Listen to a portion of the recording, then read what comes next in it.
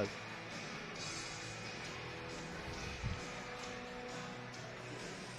All right, welcome, ladies and gentlemen, to the Voice Sports Network. I am Michael Vanderkolk, joined by my oldest brother, Robert Vanderkolk, from Heritage High School. And we are now able to be live. The first half, we have it tape delayed, recorded. We had some firewall issues here at Heritage High School, and now we're using the hotspot, so we're good to go here for the rest of the evening. It is, at the half, it is 25-12. Heritage. So Heritage came out with a hot start, 13-0 here in the first quarter. Bluffton clawing back, playing even with them in the second, making it 25-12. So Robert, what do you kind of see? What have you kind of seen here tonight?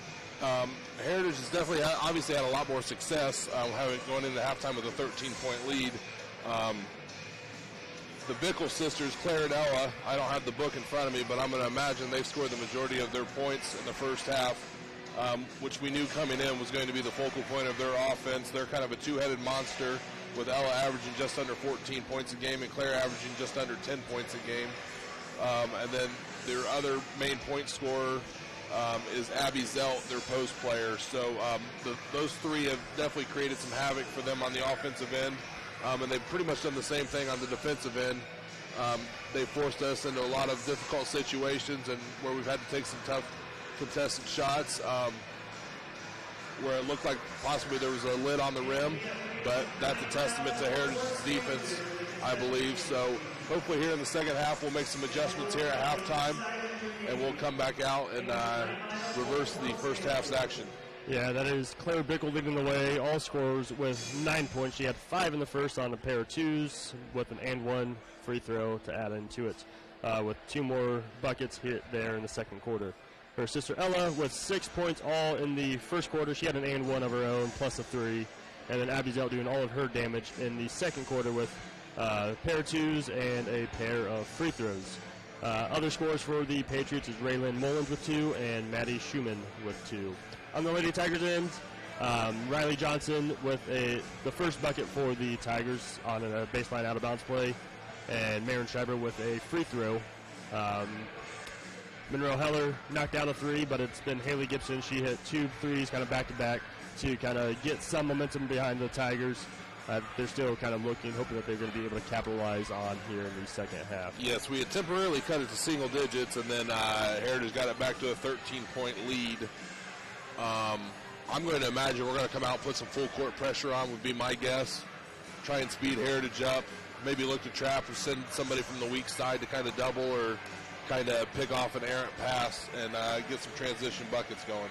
Yeah, Heritage, they've kind of mixed it up a little bit on the defensive end. They send it back in a 2-3 zone, but they've also put a little bit of a flare on as they kind of switch and kind of go man-to-man here or there on defense, kind of causing a little bit of confusion with the Bluffton Lady Tigers offense.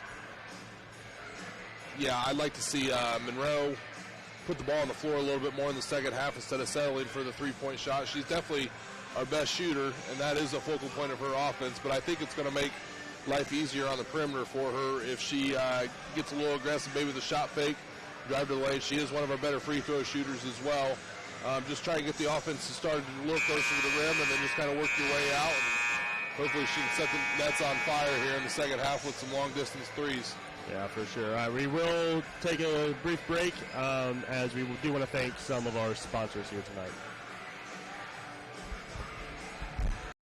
Good evening, Bluffton basketball fans. My name is Nathan Shelton. As an advisor at Shelton Financial Group, the thing I enjoy most is talking to our clients about what matters to them. As our clients prepare for and enjoy retirement, some enjoy spending time with their grandkids, some prefer to travel the world, and for others, it's giving of time and resources. As you think of and prepare for your retirement, we'd love to talk with you either virtually or in person at one of our office locations in Austin or Fort Wayne. You can also call us at 260-436-7006. Nathan Shelton, investment advisor representative of USA Financial Securities, member FINRA SIPC, a registered investment advisor.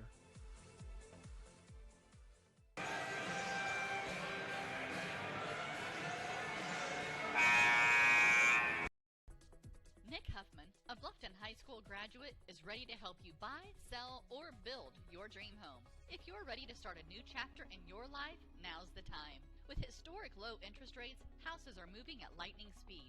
Whether you need single-family, multifamily, agricultural, commercial, property management, mixed use, or land development, give Nick a call or text at 827-8255 or send him a message on Facebook at Real Estate by Nick Huffman. Nick is located at the Steffen Group at 107 West Market Street in Bluffton. His number again is 827-8255.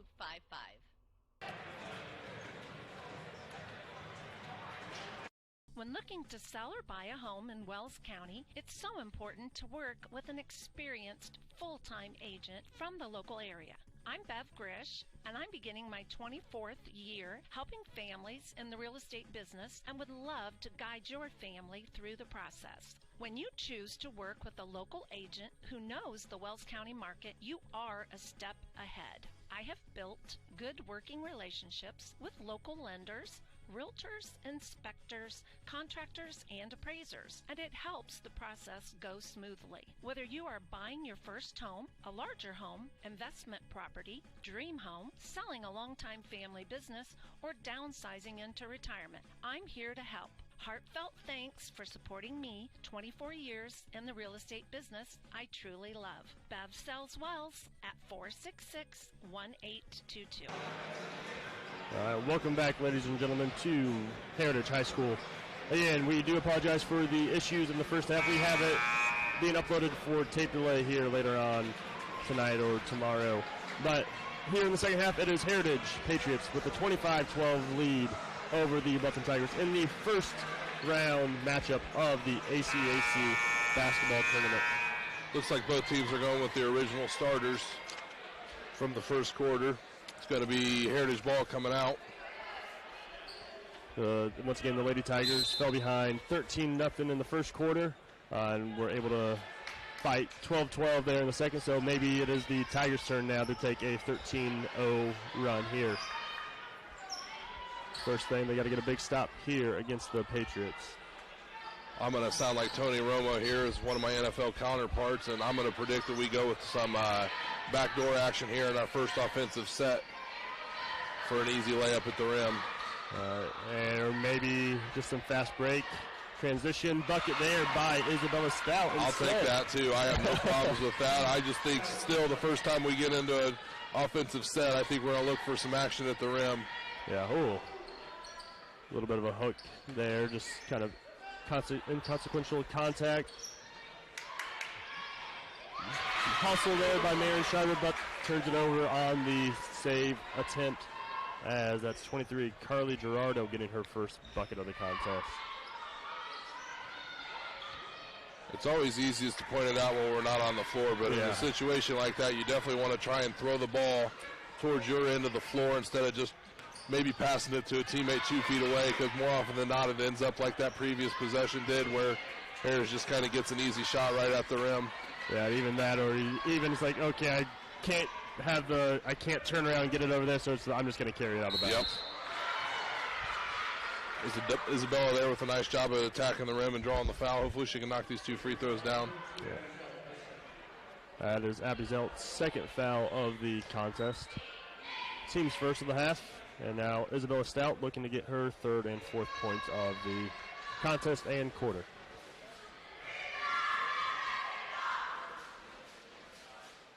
Knocks down the first.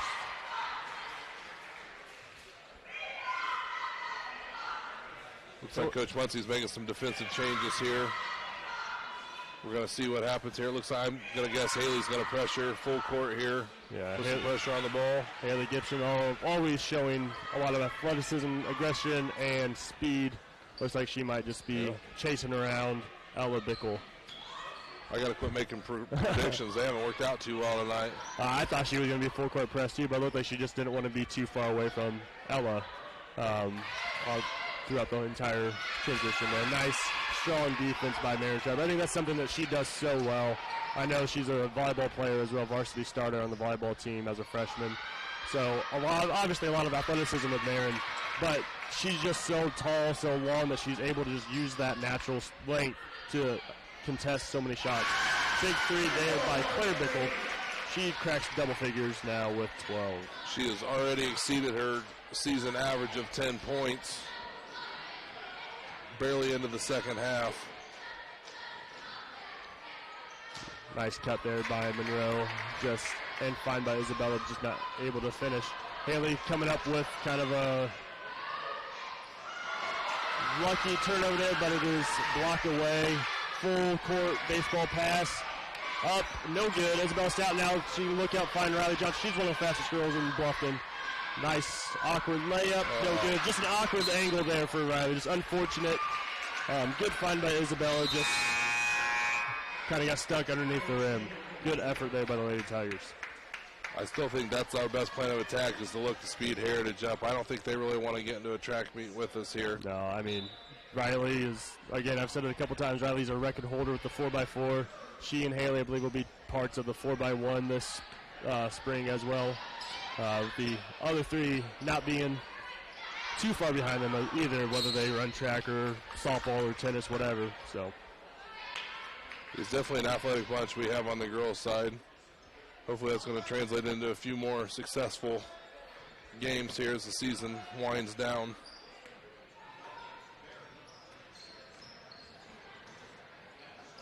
And again, the Tigers using athleticism with dribble weave offense. Haley Gibson driving towards the elbow. Shots no good. 20.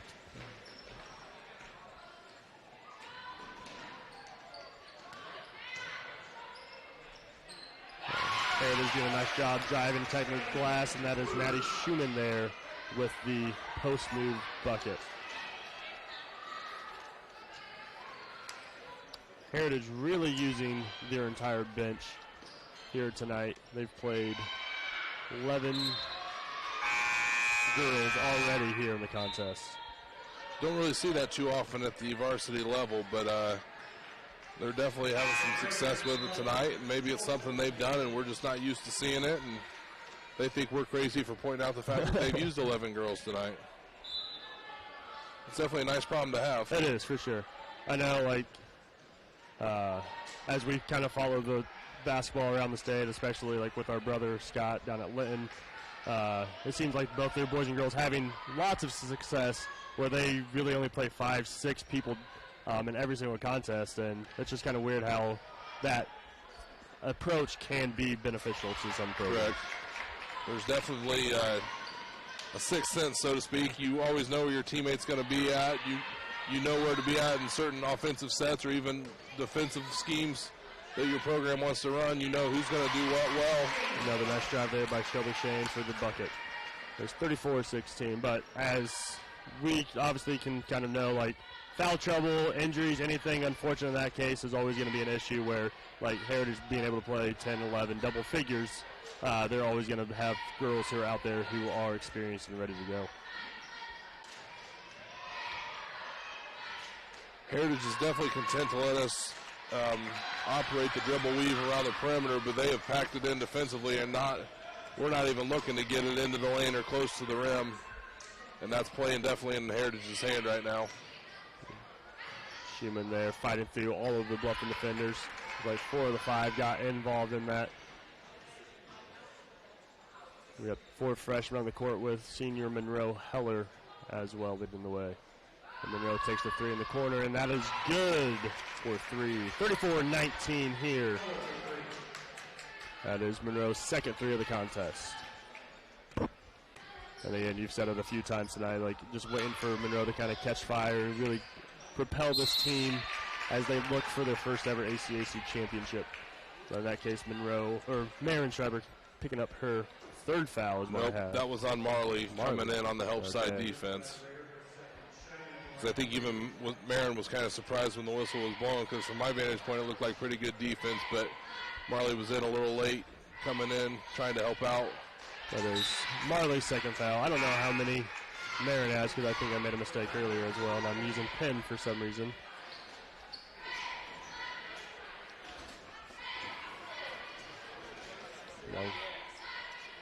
Maddie Schumann making both of those free throws for the Patriots.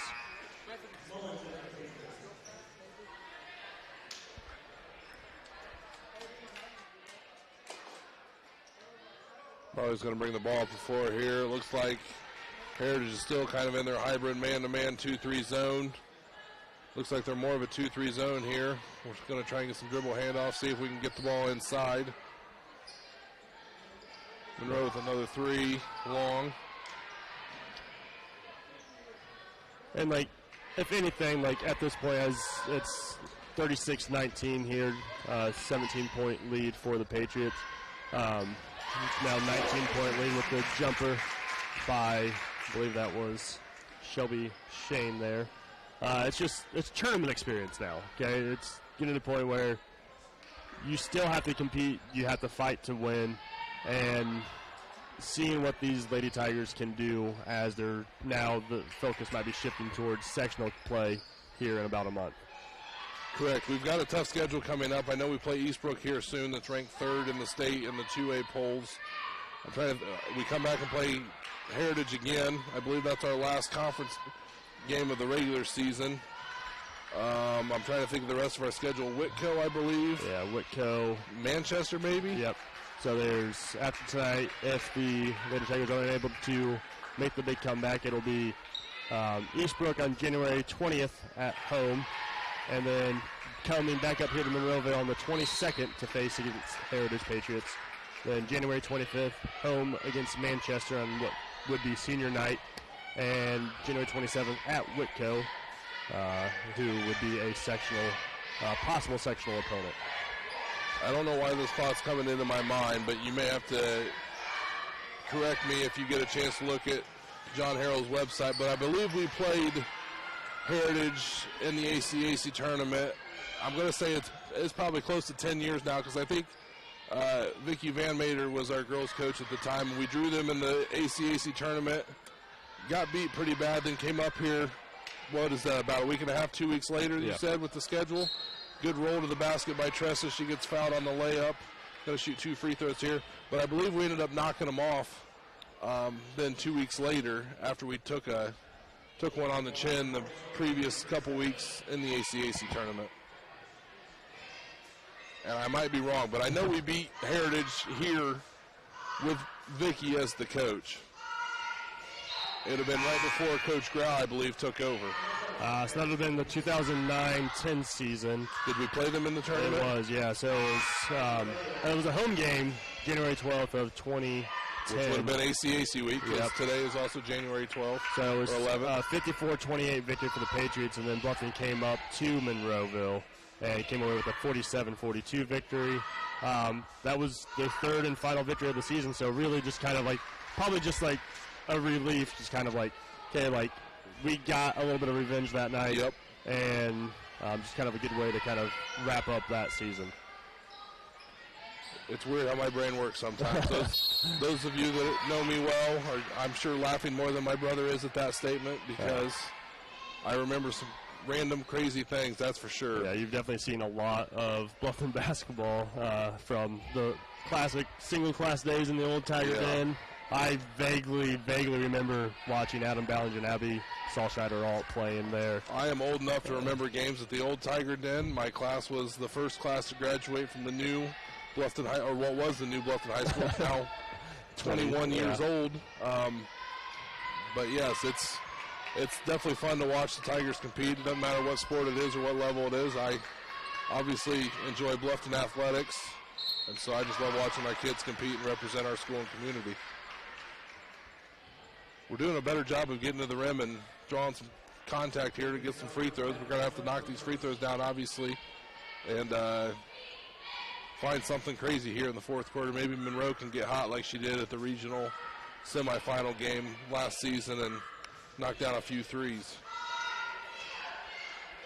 And again, just a testament to these young ladies of just fighting the entire game. Like, getting down 13-0 early, just easy to kind of pack it up and just like, okay, like, we'll just take it and go. But no, they fought back. They played them straight even in the second quarter and kind of kept battling here in the second half, early in the second half. As Tessa hits both, as we will now head to the end of the third quarter. I know that's at halftime the whole way, but end of the third quarter now, as we will hear from a few more sponsors. In in business since 1981, Barkley Builders has been building residential homes and commercial projects in Northeast Indiana, taking pride in building their clients the best project for their budget. With interaction between clients, vendors, and trade contractors, Barkley Builders meets the needs of homeowners to build their forever home. At Barkley Builders, it's all about you. It's your heart and your soul at the center of every design decision made. Josh and his team are poised to build the home you've always wanted. It isn't just a home, it's your forever home. Contact Barkley Builders at 260-622-7674. That's 622-7674. Or find them on Facebook at Barkley Builders, Inc. Let Barkley Builders get started on your Barkley Built Forever home. Welcome back to Monroeville and Heritage High School. It is the first round of the ACAC basketball tournament, as the Heritage Patriots have a commanding 38-22 lead over the Bluffton Tigers. But really, if you take out the first quarter, no, you can't do that. But if you take out the first quarter, it is just a 3-point advantage for the Patriots. Yeah, I'm sure Coach Muncie and his staff would love to have that first quarter back, as would the Tiger faithful, and especially our girls that are out here still competing their butts off, trying to get this into a more manageable deficit and do something here in the fourth quarter.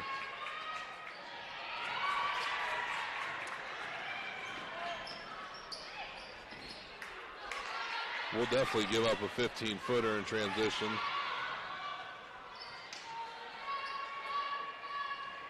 I apologize here for my camera work.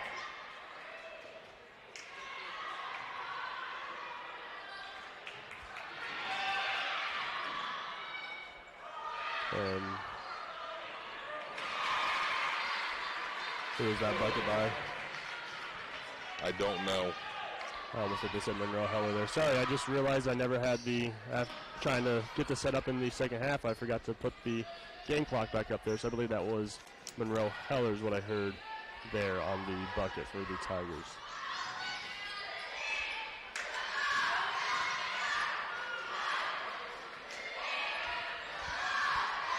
We're definitely creating a little more havoc on defense, but we've almost got to shorten up Heritage's possessions as well with the limited amount of time left. Kendall's up there with the bucket, 40-24. Her first of the game. See, that's the thing I like about watching Marley is she's not afraid to attack. She's the smallest freshman out on the court. She's a freshman going up against a bunch of juniors, seniors, and she's not afraid. Correct. Just a pit bull mentality. I enjoyed the 2 years I spent coaching, had these freshmen, sophomores, a little bit of the juniors as well, and she was one that always stood out as being one. Like, she and Haley Gibson just always going out there, and you know what you're going to get out of it. Marley and Haley just going to fight the entire time. And being down 16 in the fourth quarter, we need a lot of that. We need attacking the rim and drawing some fouls, because obviously anybody that knows anything about basketball, with free throws, the clock's not running. Yeah. So if we can convert these free throw opportunities, the clock not running, to put some dents into the lead here, that's just going to be beneficial to our comeback attempt here.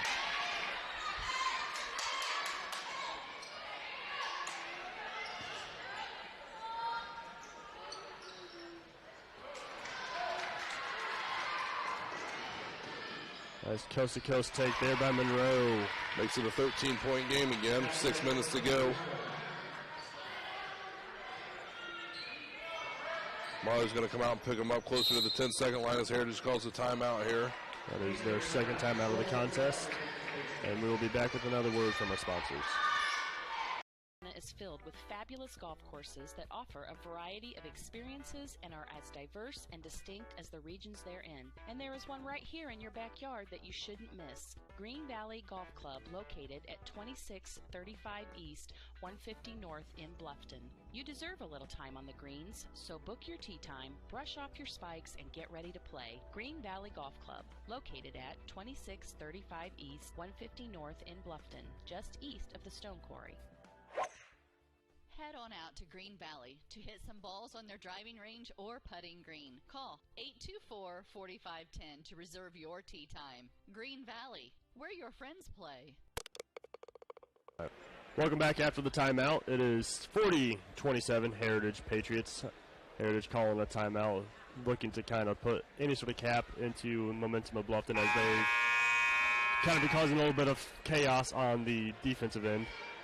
If I was the Heritage coach, and I apologize to her because I can't remember her name, Sisson. but Coach Sisson, if I was her, I would definitely try and take the air out of the ball here a little bit, slow it down maybe, get a couple reversals, maybe a couple ball screens where we just kind of flare out and take 20, 30 seconds off the clock. That way if they don't score, they're at least taking some time off the clock and making it more and more difficult as the game gets towards that final buzzer for Bluffton to make a comeback as we get a great trap here at the 10-second line.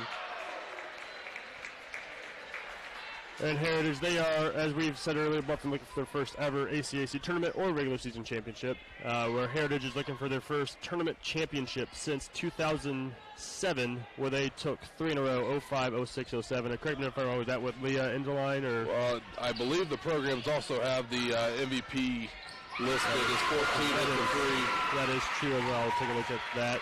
So that 05, 06, 07 years for the girls. That 05, the MVP was from the losing team, Southern Wells. Any guesses there? No. That'd be Heather Roush there as the MVP. She ended up being a Division I thrower at Richmond.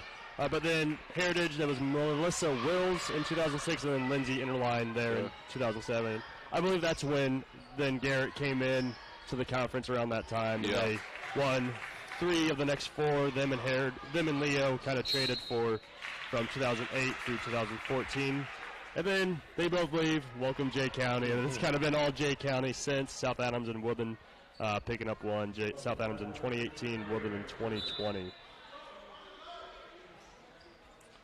So I remember back in those late 2000s and early 2010s, Garrett, Leo just always kind of battling on the girls' side of the championship round or semifinals, depending on how the draw worked out. I'm not sure about the Leo girls program, but I know the Garrett girls program's having an outstanding season as they're back in the NECC. I believe they were ranked in the top 5 in 2A, or they may be 3A now. So that could be a tough sectional or regional for Norwell and Jay County, as I know they're both 3A schools. Yeah, Garrett is currently ranked number 2 in Class 3A with a 16-1 record. So really, I don't think the ACAC is too upset about them no longer being on the schedule. 14 there for Heritage. I'm not sure who that is. That was Ella Bickle there. Okay. I did miss a 3 at some point, but I believe she hit the previous one as well.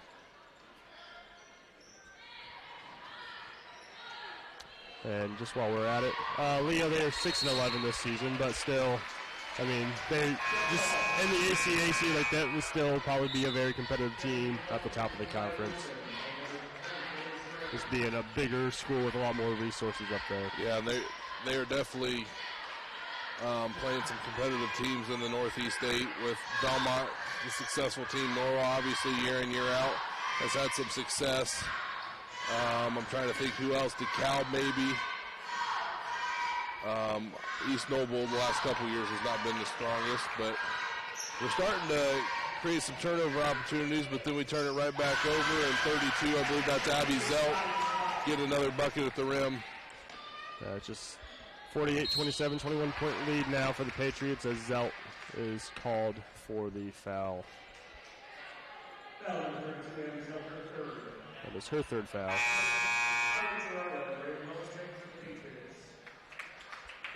That brings back Raylan Mullins.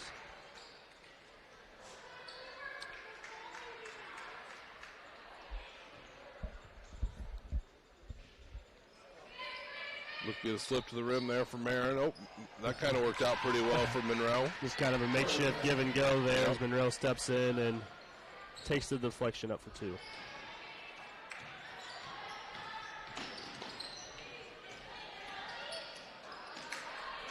And like you're saying, Bluffton really forcing some turnover opportunities now. A little out ahead of Monroe, but nice save there by Monroe, kicking it back out to Haley Gibson for the long 2-point basket. 48-31, Heritage, seeing if the Lady Tigers can keep fighting, keep forcing these turnovers, getting these transition buckets. And we saw that last Friday night down at Jay County. Just a lot of success if the Lady Tigers are able to get out in the open court. Speed in every single position for the Tigers. And one thing that I've mentioned a couple times this season, like, really apart from Marin, any one of these girls can bring the ball down, especially in transition. I have seen Marin dribble. I've told her plenty of times that she can, but when you have the other girls around you, you don't necessarily need to. It's just... Correct. You almost just want her running to the rim with her ability to finish at the rim. Because the defender, if we can get an odd man advantage on the fast break, they've got to decide if they want to stop the ball or figure out if they want to gamble and try and stop the pass. So it's definitely a great situation to be in offensively. Yeah, I know you would always kind of panic whenever I had the ball in transition. I never wanted to watch you dribble the basketball. I don't know if Harrison feels the same way watching Marin if she has the ball in transition.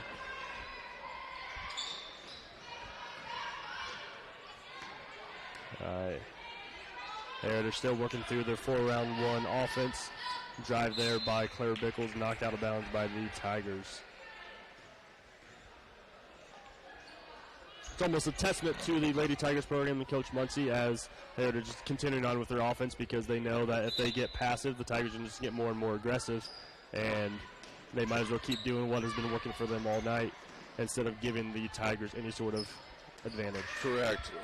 One thing that our girls program's definitely been known for over the last 8 to 10 years is you're going to have to earn it on the offensive end. We're just not going to stand around and watch you do whatever you want offensively. You're going to have to earn it. Now, obviously, there's been times we've ran into some dang good teams that have still beaten us by 30 and scoring a large number of points in those games, but for the most part, our program's identity is on the defensive end of the court.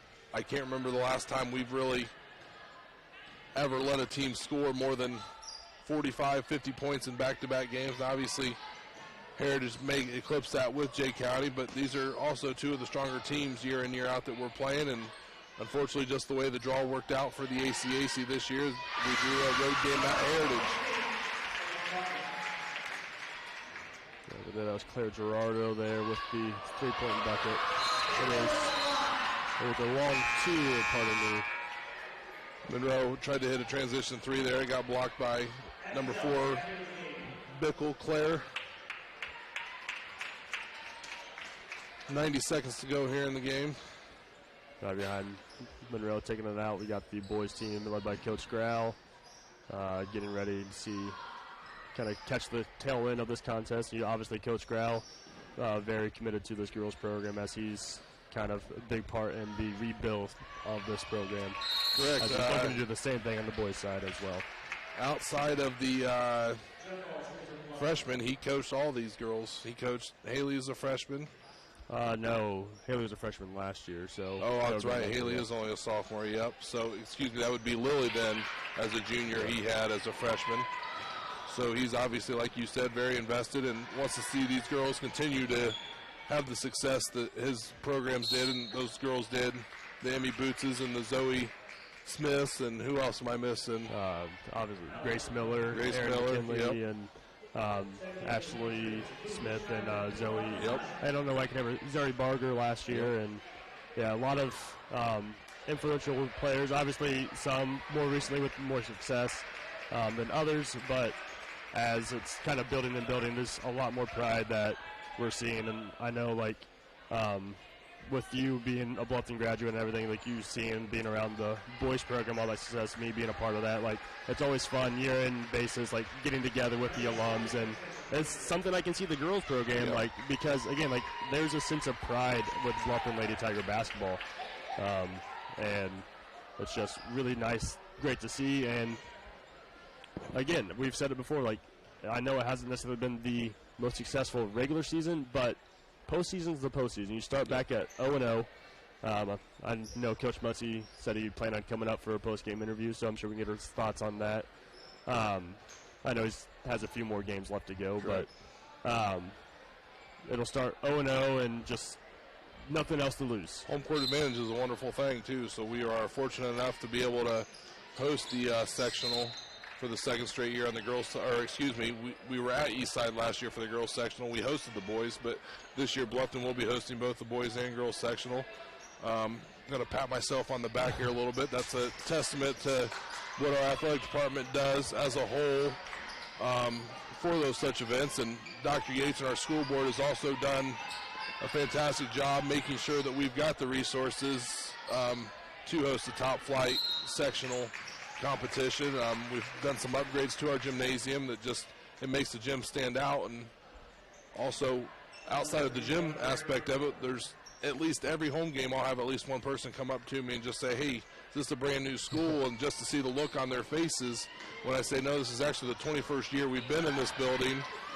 People just can't believe it, and that's a testament to all the people that work hard and do the things behind the scenes at the high school. And I missed out while I was pontificating there about our school and all the hard work everyone does there. So I do apologize to our viewers at home. Yeah, I was looking back at that, like keeping book at one of the first girls' games against Hagerstown, and those coaches just kind of like, it just kind of laughed. I could tell like they're just looking around, just kind of in awe. Probably the first time ever in Bluffton, and they had asked me like how old it was, and I heard them like talking about how there's 3 courts sideways here, 1 more upstairs with 2 that go sideways, and they're just kind of blown away. Well, it's funny you bring that up about Hagerstown, because I was taking a look at the John Harrell's website, and I sneak over to the message board every now and then just to kind of see what's going on in high school basketball throughout the state of Indiana.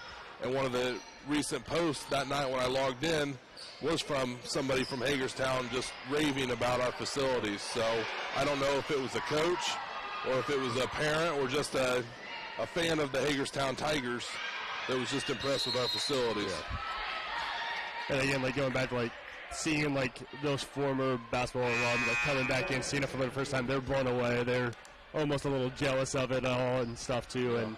And always great seeing these upgrades being made.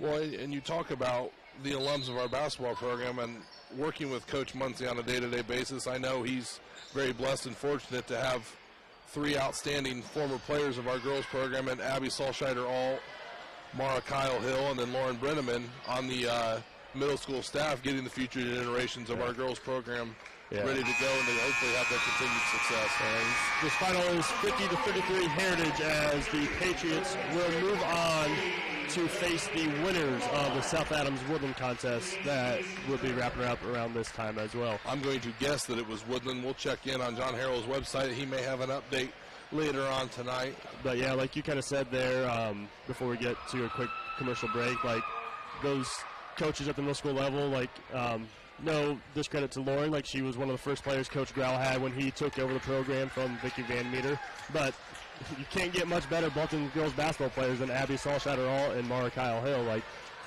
both played collegiate basketball in Michigan, so they're definitely doing a nice job there with the next generation of Bluffton High School Lady Tigers. So we'll be back with a quick word from the sponsor and then a quick post game, as we will then transition over to the boys pregame here on the Voice Sports Network. At Corrective Chiropractic, we offer individualized treatment plans for patients of all ages, from infants to elderly, and even during pregnancy. Have you ever experienced a workplace, sports, or auto accident, or just suffer from chronic pain? Corrective Chiropractic can help. Knee, neck, shoulder, or back pain, headaches, migraines, allergies, muscular tension. Corrective Chiropractic can help. I'm Dr. Josh Bell from Corrective Chiropractic. We welcome patients from Bluffton, Yoder, Decatur, Bern, Montpelier, and the surrounding areas. Schedule your appointment today at 260-353-1400 and let Corrective Chiropractic help you along your journey to health and wellness. Corrective Chiropractic, 360 North Main Street, Suite A, Dutch Mill Plaza. Feel and function better.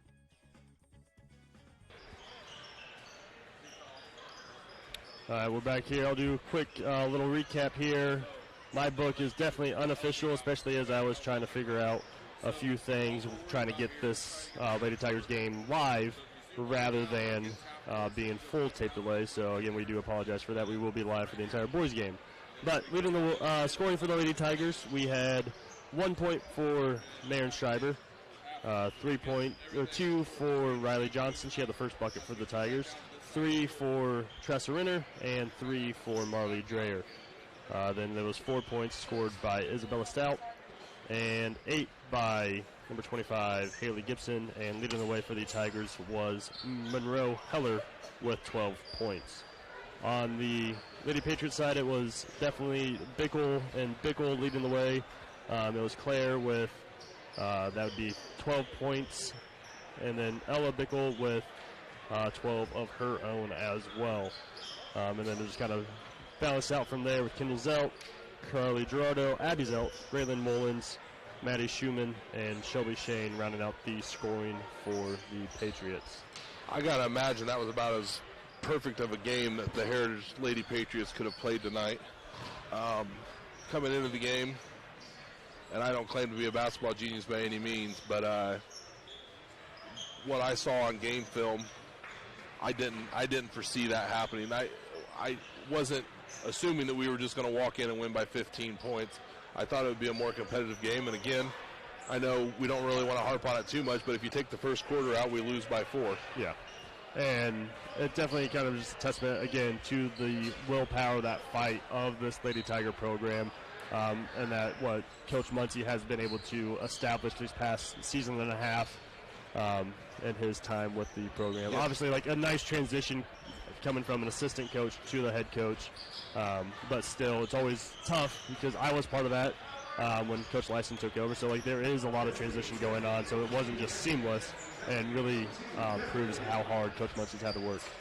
Yeah, and tonight's not going to define our program. Even if we had won the game by 15 points, it wasn't going to be a season-defining moment.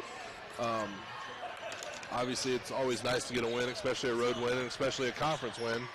But we'll come back. We'll be ready next week. It might be a blessing in disguise for some of our girls. I don't know the health of them. I don't know if we're battling some injuries.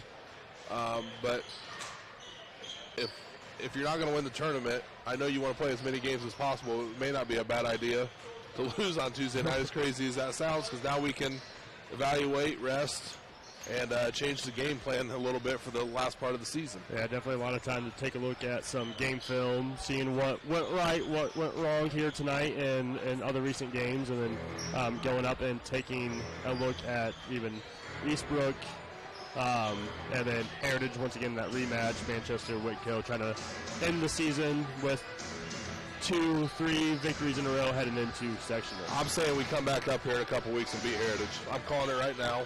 Mark it down. I don't know if we'll broadcast that game or not, but if we do, I'll definitely bring it up. Hopefully I don't have to eat crow, but I got all the sorts of faith in our program and our coaching staff and our girls. So. And if we do, we'll be sure to have our hotspot ready to go at the start of the contest. Correct, and I will definitely remind everybody that I predicted this on January 11th at 7:19 p.m. All right.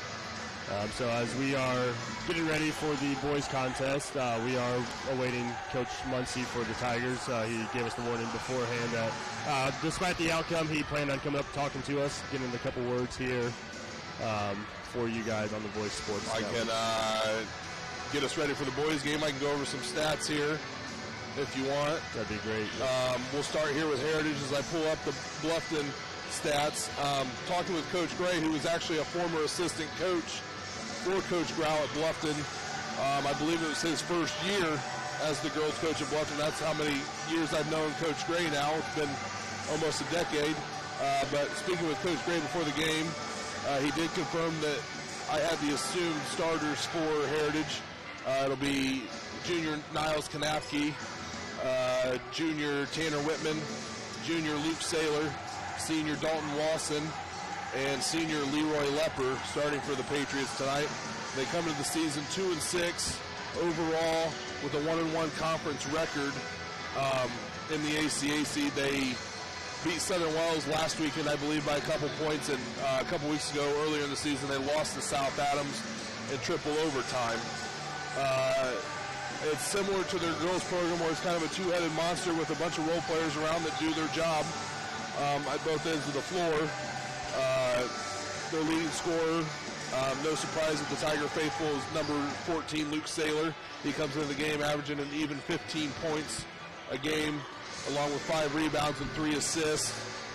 He will look to shoot the ball from deep. He's not afraid to put the ball on the floor and get to the rim, especially out in transition. But he definitely prefers to shoot the outside shots.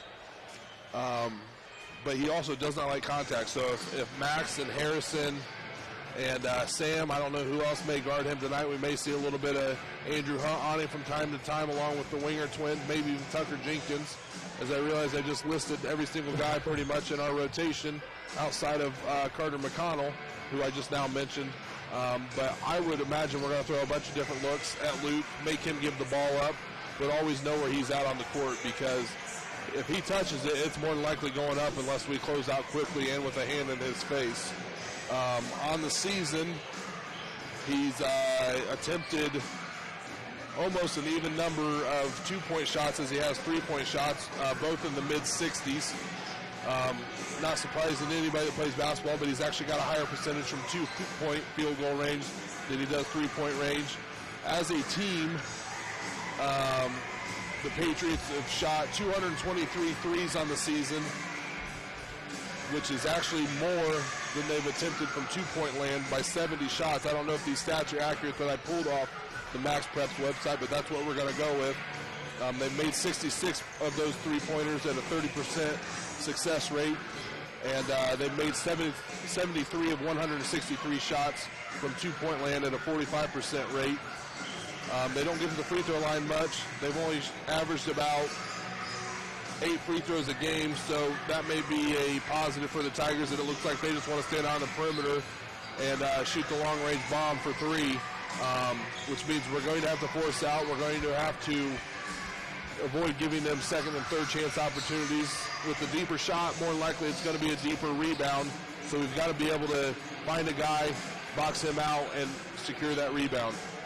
And one thing to kind of go off of that, like with the Tigers, you're kind of listing a lot of players, and obviously regular games, not able to go as deep, but here tonight, it's wide open, no JV game, so we can be seeing a full game out of Andrew Hunt or Hunter Winger, as they typically kind of reserve some time on the JV, Eli Garrett as well. Maybe even seeing some Lucas Garrett out there and bringing some big strength inside. So kind of interesting to see what the Tigers might do here in Monroeville. Tigers come into the game 2-8 with a 2-1 conference record. In the conference, they've beaten South Adams early in the season, beat Southern Wells, and then lost to Woodland last weekend. We don't have a complete stat breakdown, but with about 7 games reported of the 10, Max is our leading scorer with 14, and Harrison's right behind him with 10. Those are obviously going to be the 2 focal points of our offense. If we can get those 2 going, it's just going to make the night easier for Andrew Ball, Carter McConnell, Sam Bumgardner, and then anybody else that comes in off the bench as well. Yeah, so we'll definitely see how this plays out. We have about 10 minutes to go here in the warm-up, so we will be ending this stream of the girls contest. So thank you all for being patient, joining us at halftime. We will get the first half uploaded in time as well, so we will be taking a quick break as we switch over. So if you would like to stay tuned and listen to Coach Muncie and his post-game thoughts, make sure you switch on over to the boys broadcast here on the Voice Sports Network. We will be live here in just a few short moments.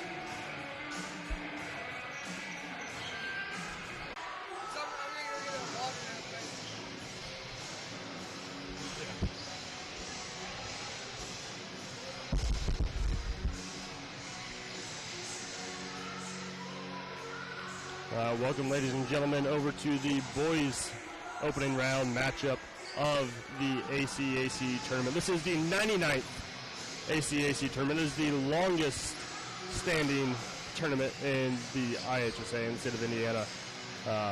So we will be seeing what can happen here in Monroeville. It was a big victory for the Heritage Lady Patriots to start the evening off here up in Monroeville.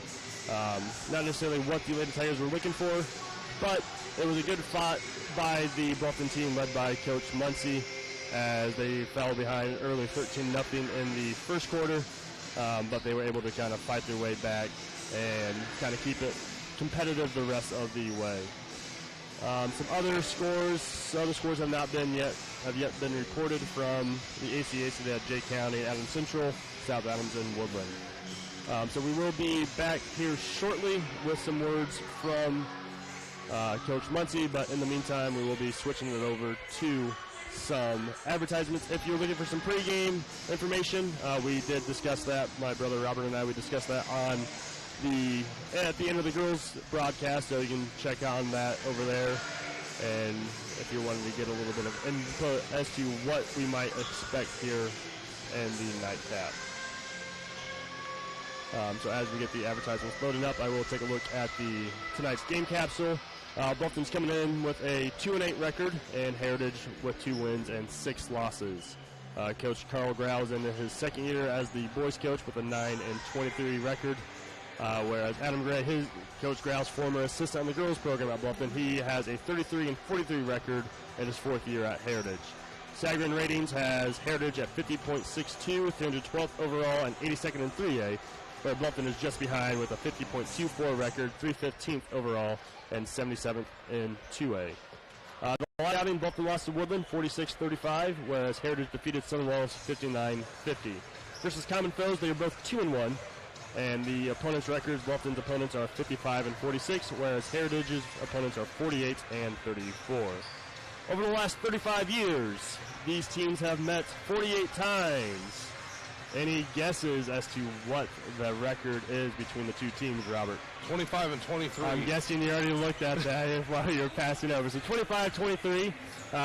Definitely some very close battles in this history. Always a tough place to play is Heritage. And we've met multiple times in ACAC in the regular season and even some in the sectional before Heritage bumped up to Class 3A. I remember some showdowns with like Bill Lysy and Spencer Harris and that group going up against Heritage and South Adams, some classic games there. We don't want to talk about your senior year on the opening tip. Hey, I have a record because of that game. Oh, my gosh. I still can't believe you got a foul 1.1 seconds into the game. I can't believe I did either. I did not touch anybody. I don't care what you say. Yeah. And surprisingly, that game went to overtime. Heritage came away with the victory, forcing a draw in the championship with us and Leo that year. But that game went to overtime, and I didn't foul out. I don't know how it happened. I fouled out so many times. And especially since you were on pace to foul in the first 5 seconds of the game. Hey, miracles can happen sometimes. And again, like with that, like definitely like fun competitive games there.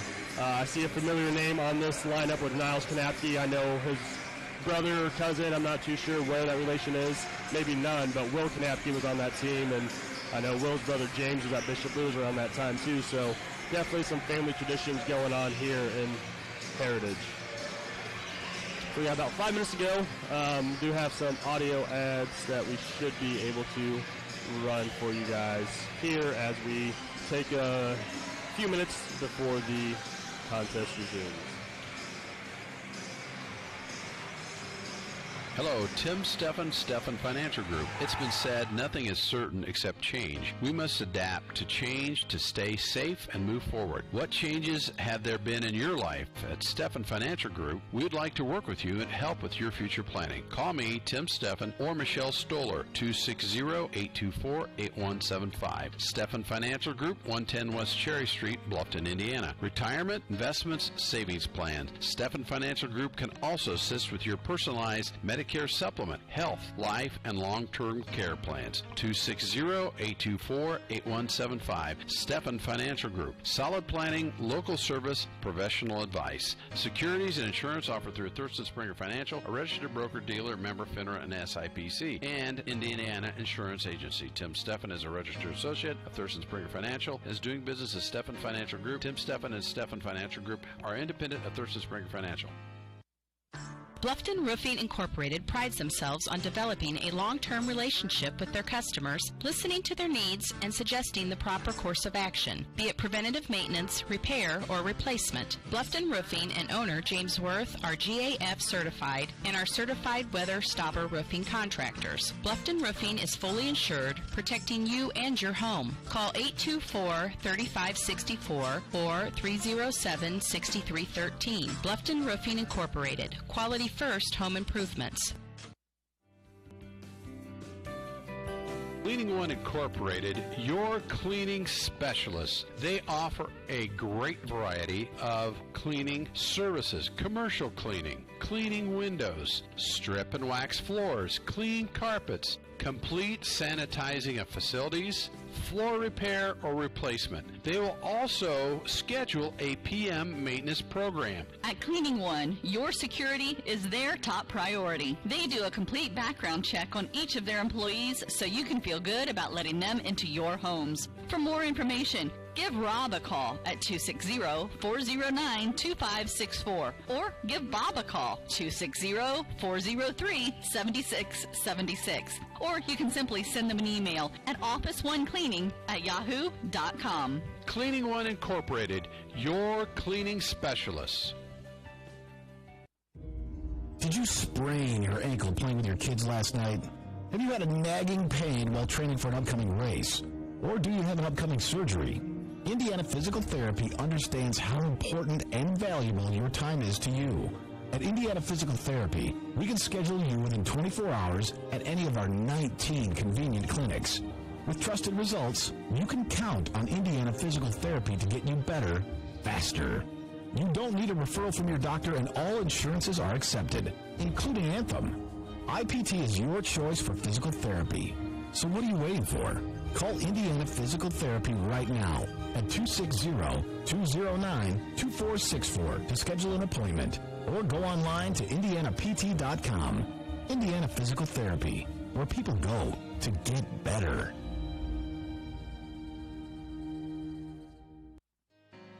Hello, Tim Steffen Financial Group. It's been said nothing is certain except change. We must adapt to change to stay safe and move forward. What changes have there been in your life? At Steffen Financial Group, we would like to work with you and help with your future planning. Call me, Tim Steffen, or Michelle Stoller, 260-824-8175. Steffen Financial Group, 110 West Cherry Street, Bluffton, Indiana. Retirement, investments, savings plans. Steffen Financial Group can also assist with your personalized Medicare supplement, health, life, and long-term care plans. 260-824-8175. Steffen Financial Group. Solid planning, local service, professional advice. Securities and insurance offered through Thurston Springer Financial, a registered broker-dealer, member FINRA and SIPC, and Indiana Insurance Agency. Tim Steffen is a registered associate of Thurston Springer Financial, is doing business as Steffen Financial Group. Tim Steffen and Steffen Financial Group are independent of Thurston Springer Financial. All right, welcome back to Heritage High School in Monroeville, Indiana. This is the opening round contest of the 99th ACAC Boys Basketball Tournament. It is the oldest basketball tournament in the state of Indiana. So Bluffton, last season, coming up just short in the ACAC Championship, falling at South Adams to South Adams. Heritage won, Woodland won the year before in 2020. Heritage taking the two in 2018 and 19. So they were looking to get their first, kind of get back into the swing of things there. Bluffton looking for their first since 2013, where they had won 5 out of 6 in a row from 2009 to 13. Leo winning in 2011. You know any decent basketball players from Bluffton that played on those teams? Chandler Oakey, Keith Cochran, Cody Cochran as well. Obviously Brock Woodward and a couple MVPs in the run as well. Wayne Barker was a coach for a couple of those teams. I can't remember who the other guy was. I don't remember either. Yeah, actually, I'll be nice to him since the Packers are the 1 seed in the NFC Championship or NFC playoffs. Nothing but love for Coach Slicey, and I hope he realizes that. Yeah, definitely had a lot of fun being able to play in those times and seeing that progress being made, and excited to see what this young Tiger team can do under Coach Grau. National anthem. All right. I'd say that. I thought they already did the anthem during the girls' game. So this team, led by Coach Grau, seeing how he's able to kind of seeing if he can get this team to an ACAC championship once again. I think that was a little unexpected last season, and just kind of proving that anything can happen here in this tournament. Yeah, it's going to be an uphill battle. Heritage is the defending regular season champion with the ACAC.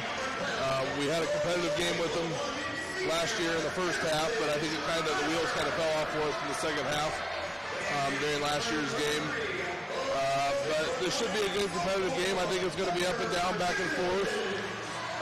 I think Heritage is going to be a little more quick on the offensive end, where we may try and grind it out and look to get the ball inside to Carter, who's had some success for us the last couple games out of the post position, and that's just going to make it easier for Max and Harry and Andrew to knock down shots from the perimeter. Yeah, and Tigers go with their big regular starting lineup with Max Toppenhagen, Harrison Schreiber, Tucker Jenkins, Carter McConnell, and Andrew Ball starting it up for Bluffton.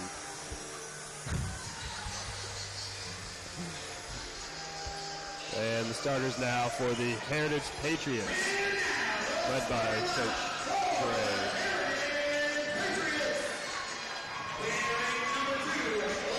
Starting off is junior Niles Kadapke.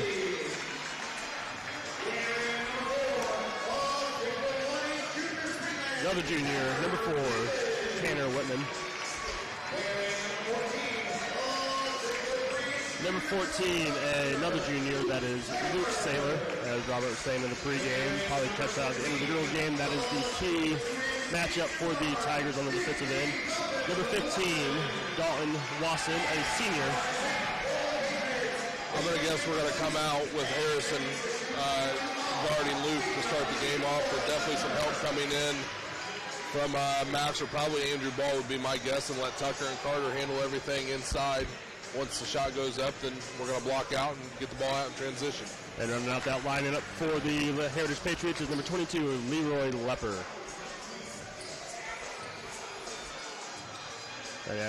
Harrison, nice speed, quickness, athleticism, and something that might go unnoticed a lot of times, at least underappreciated, is his just length. He's got long arms, especially for his 6-foot frame. Can cause a lot of disruption on passing lane, shot attempts, and even just dribbling. So let's see. I'd like to see him put the ball on the floor and get to the rim and get to the foul line. That's Carter winning the tip here to start the contest. Harris coming out in their man-to-man defense as we expected them to. See what we can find here. And Carter's battling inside with Lepper, getting it, the look, going up, fighting through the contact, and one. Carter McConnell getting things started for the Tigers with some momentum. If we can get the ball inside and get those decent looks, we're going to have some success quickly tonight.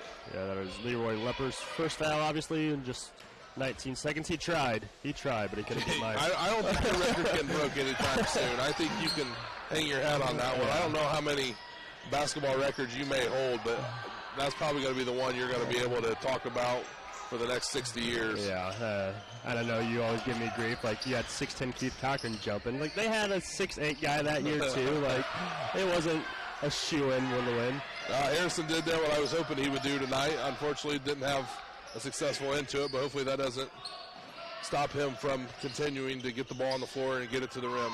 Nice ball movement with the Patriots going around the outside, finding that Niles Kanapke there for the free ball. That is 2-3 for Heritage.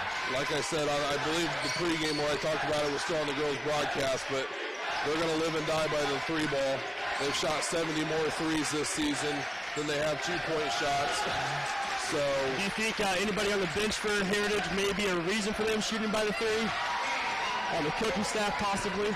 Yeah, Coach Gray does have Matt Roth, former IU standout and sharpshooter, on his staff. He married a Heritage girl. I believe it was Lindsay Interline. They met at IU while she was a member of the volleyball team, and he was obviously a member of the men's basketball team. They've relocated to Fort Wayne. Another three there by the Patriots, that time Dalton Wasson. I believe we've actually had a number of basketball players in both our boys and girls program that have worked with Coach Roth in the offseason. Definitely going to see some benefits of that. Sure, we've seen some short term, but obviously in the long term, that's only going to be helpful. And I'm sure other ACAC schools as well, so it's just going to be hopefully a sign of growth for conference competition. Correct. Tigers coming out with looks like a high pressure 2-3 zone here as Max and Andy coming up top. And Patriots getting a 2-point bucket there by Leroy Lepper in the short corner.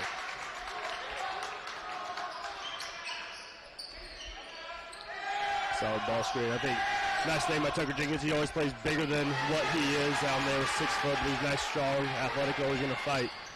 Carter turns it over, then Niles Kanapke just sailing the ball over Luke Saylor's head there. No pun intended. Seriously, I don't know these guys' names well enough to make that pun.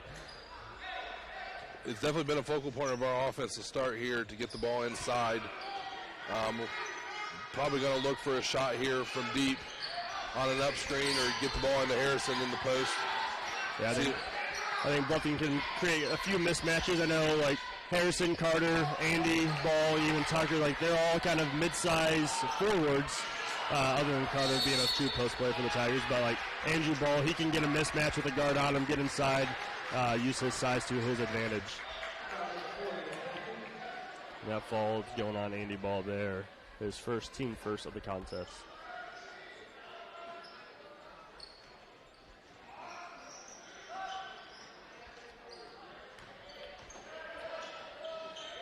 And as Robert predicted, that is Harrison Schreiber there guarding Luke Saylor. As Maxim with the big steal, stripped away. Nice hustle defense there by Dalton Lawson. Instead of going to contest the shot, he just kind of swats it away at the hip level of Max.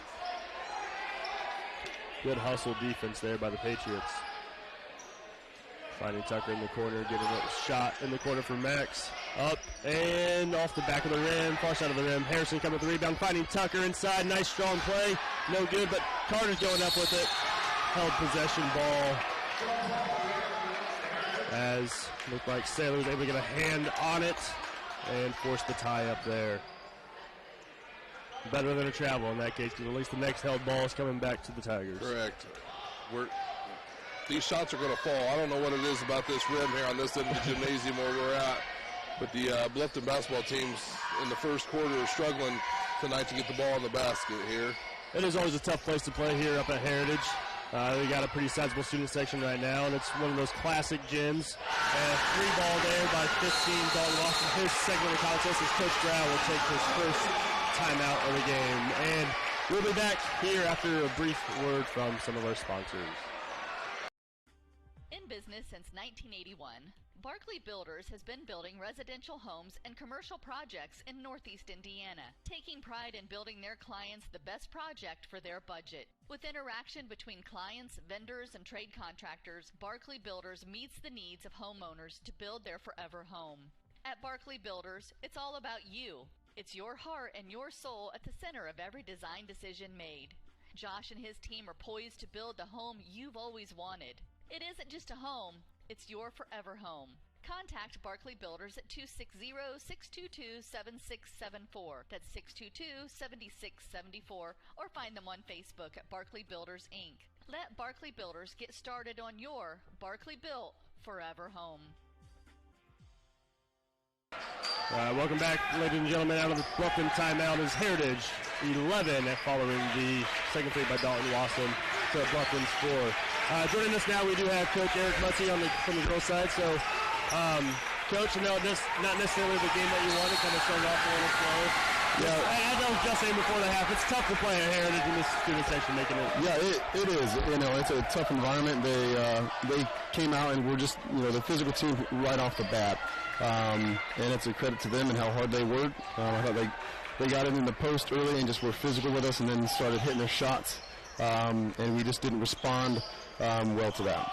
Yeah, I mean, even though that 13-0 deficit at the start, but you girls, I thought your team did a nice job of kind of fighting back into it and never backing down. Yeah, we played even with it in the second half, but there's just too many rebounds on both ends of the floor that just kind of they could keep their momentum going and keep that lead to where it was. I thought at times we did fight. We just got to learn from this. It definitely wasn't how we wanted it to go. And I know that girls will respond and keep working and prepare ourselves to end the regular season the way we want to and just fight. Yeah, so as we're getting to the end of the regular season, you got a tough matchup here with Eastbrook. Yeah. Home contest, and you're coming right back up here to take on Heritage again. So kind of what's your mindset going into those two games? To compete as a team and just whatever we do, just stay together. It's a process. We have a lot of young kids that are learning varsity experience, but at this point of the season, we got to start clicking as a team. And Eastbrook, they're tough. They're ranked high in 2A. I think last I checked, they were three. Correct. In 2A. So they're going to get into you. They're going to pressure, and we got to handle that. We just got to be tough with the ball. And Heritage coming back to the same place. Following that game. There's things that we can look at and we can learn. Bottom line is we just got to play more physical and not allow a team that is playing us tough to just kind of dictate whatever we do on both ends of the floor. Yeah, it's got to kind of feel a little bit nice that you get that opportunity to get that revenge against Heritage. Right, absolutely. Obviously, you didn't want that to go the way it did, but if you're going to be playing one of the ACAC teams afterwards, it's got to might as well be them. Yeah, might as well be them. So after that, you guys have Manchester on senior night and then Whitco to end the season. I don't want to necessarily get too far ahead because obviously getting ready for the next game, but any kind of thoughts on just kind of final thoughts on wrapping up the season as you're going into sectional, looking to defend the sectional title on the home court. Like we talked, Eastbrook and Heritage, they're both going to be tough games that I know that we can compete in, and if we compete the way that I know that we can, we'll be in those games. Manchester and Whitco. Manchester, they've struggled this season, and I know that's a game that if we play hard and execute, that's one that we can win. Whitco, they're young as well. They got two scorers that can put in the basket. We just got to defend them well, and I think that's another game that we can come out and win. So, hopefully we end the season on a high note as we go into the tournament. Yeah, and just with any sort of momentum would be great, especially you do have, you were talking about the inexperienced, the young team that you have, but you also have two of your starters from last year's regional championship runner-up team with Monroe and Riley, and then obviously Haley Gibson as well. So you are bringing back a good group of returning experience as well. So that experience going in, now these young girls, they have tournament experience with the ACAC, so going in, putting it all together. Yeah, it definitely helps to have a tournament, this late in the season for the girls. It's kind of a warm-up, for the, sectional at the end.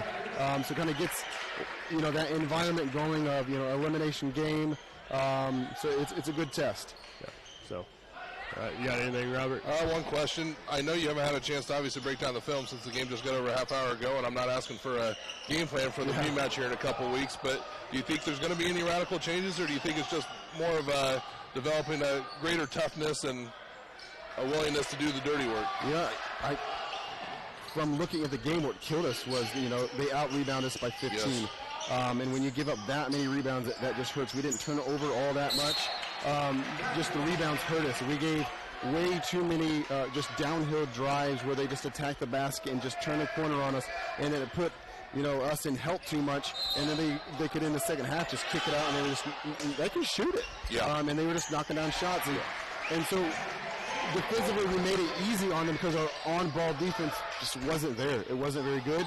And then when we were constantly over-helping, we weren't there on the glass. So those are things from what we saw during the game that we know that we can execute better. And offensively, there was things that they were giving us. We just weren't. We were shy with the contact in the lane, at the elbow or the drop zone area, what we call, and we just didn't compete for that spot. So those are things that we saw. Those three things that we saw that we can do better. Well, I know this is going to shock you with as many years as we've known each other and even the past 7 working together, but I was able to remember from back in 2009, we played Heritage in the first round of the ACAC tournament, and in the girls and boys side, obviously. Yeah. We got thumped by their girls team by 30, and then came back up here 2 weeks later and beat them. So that's what we're looking for. The second part of this statement, I know this part's not going to shock you, but I've got all the faith in the world, and I actually used the G word and guaranteed a Tiger victory here in a couple weeks. So no added pressure, but I also know we're trying to win the game, so I don't feel too bad putting that little extra pressure on you guys. I appreciate it. Can't wait for the never a doubt tweet. There you go. That's right. Thanks, Coach. Appreciate it. Hey, thanks, guys. Thank you, Coach Mutzy, for coming up and sharing some of his thoughts on his girls' hard-fought contest against Heritage earlier tonight. And that time, Connor McConnell getting a couple buckets and free throws for the Tigers. Sam Bumgarner knocking down a long 2 as well. For Heritage, Dalton Lawson getting a couple threes. And another bucket as Max Toppin-Hagen's three before the buzzer is off the back of the rim and no good. It is 18-8 Heritage here in Monroeville as we will be taking a break with the sponsors. Is filled with fabulous golf courses that offer a variety of experiences and are as diverse and distinct as the regions they're in. And there is one right here in your backyard that you shouldn't miss. Green Valley Golf Club, located at 2635 East, 150 North in Bluffton. You deserve a little time on the greens, so book your tee time, brush off your spikes, and get ready to play. Green Valley Golf Club, located at 2635 East, 150 North in Bluffton, just east of the Stone Quarry. Head on out to Green Valley to hit some balls on their driving range or putting green. Call 824-4510 to reserve your tee time. Green Valley, where your friends play. All right, we are back here as we enter the second quarter here at Heritage. We do want to give a big shout out to Caden Grau for helping us out on the video tonight. He and the 8th grade team having a pretty good season. Big victory over Leo last night.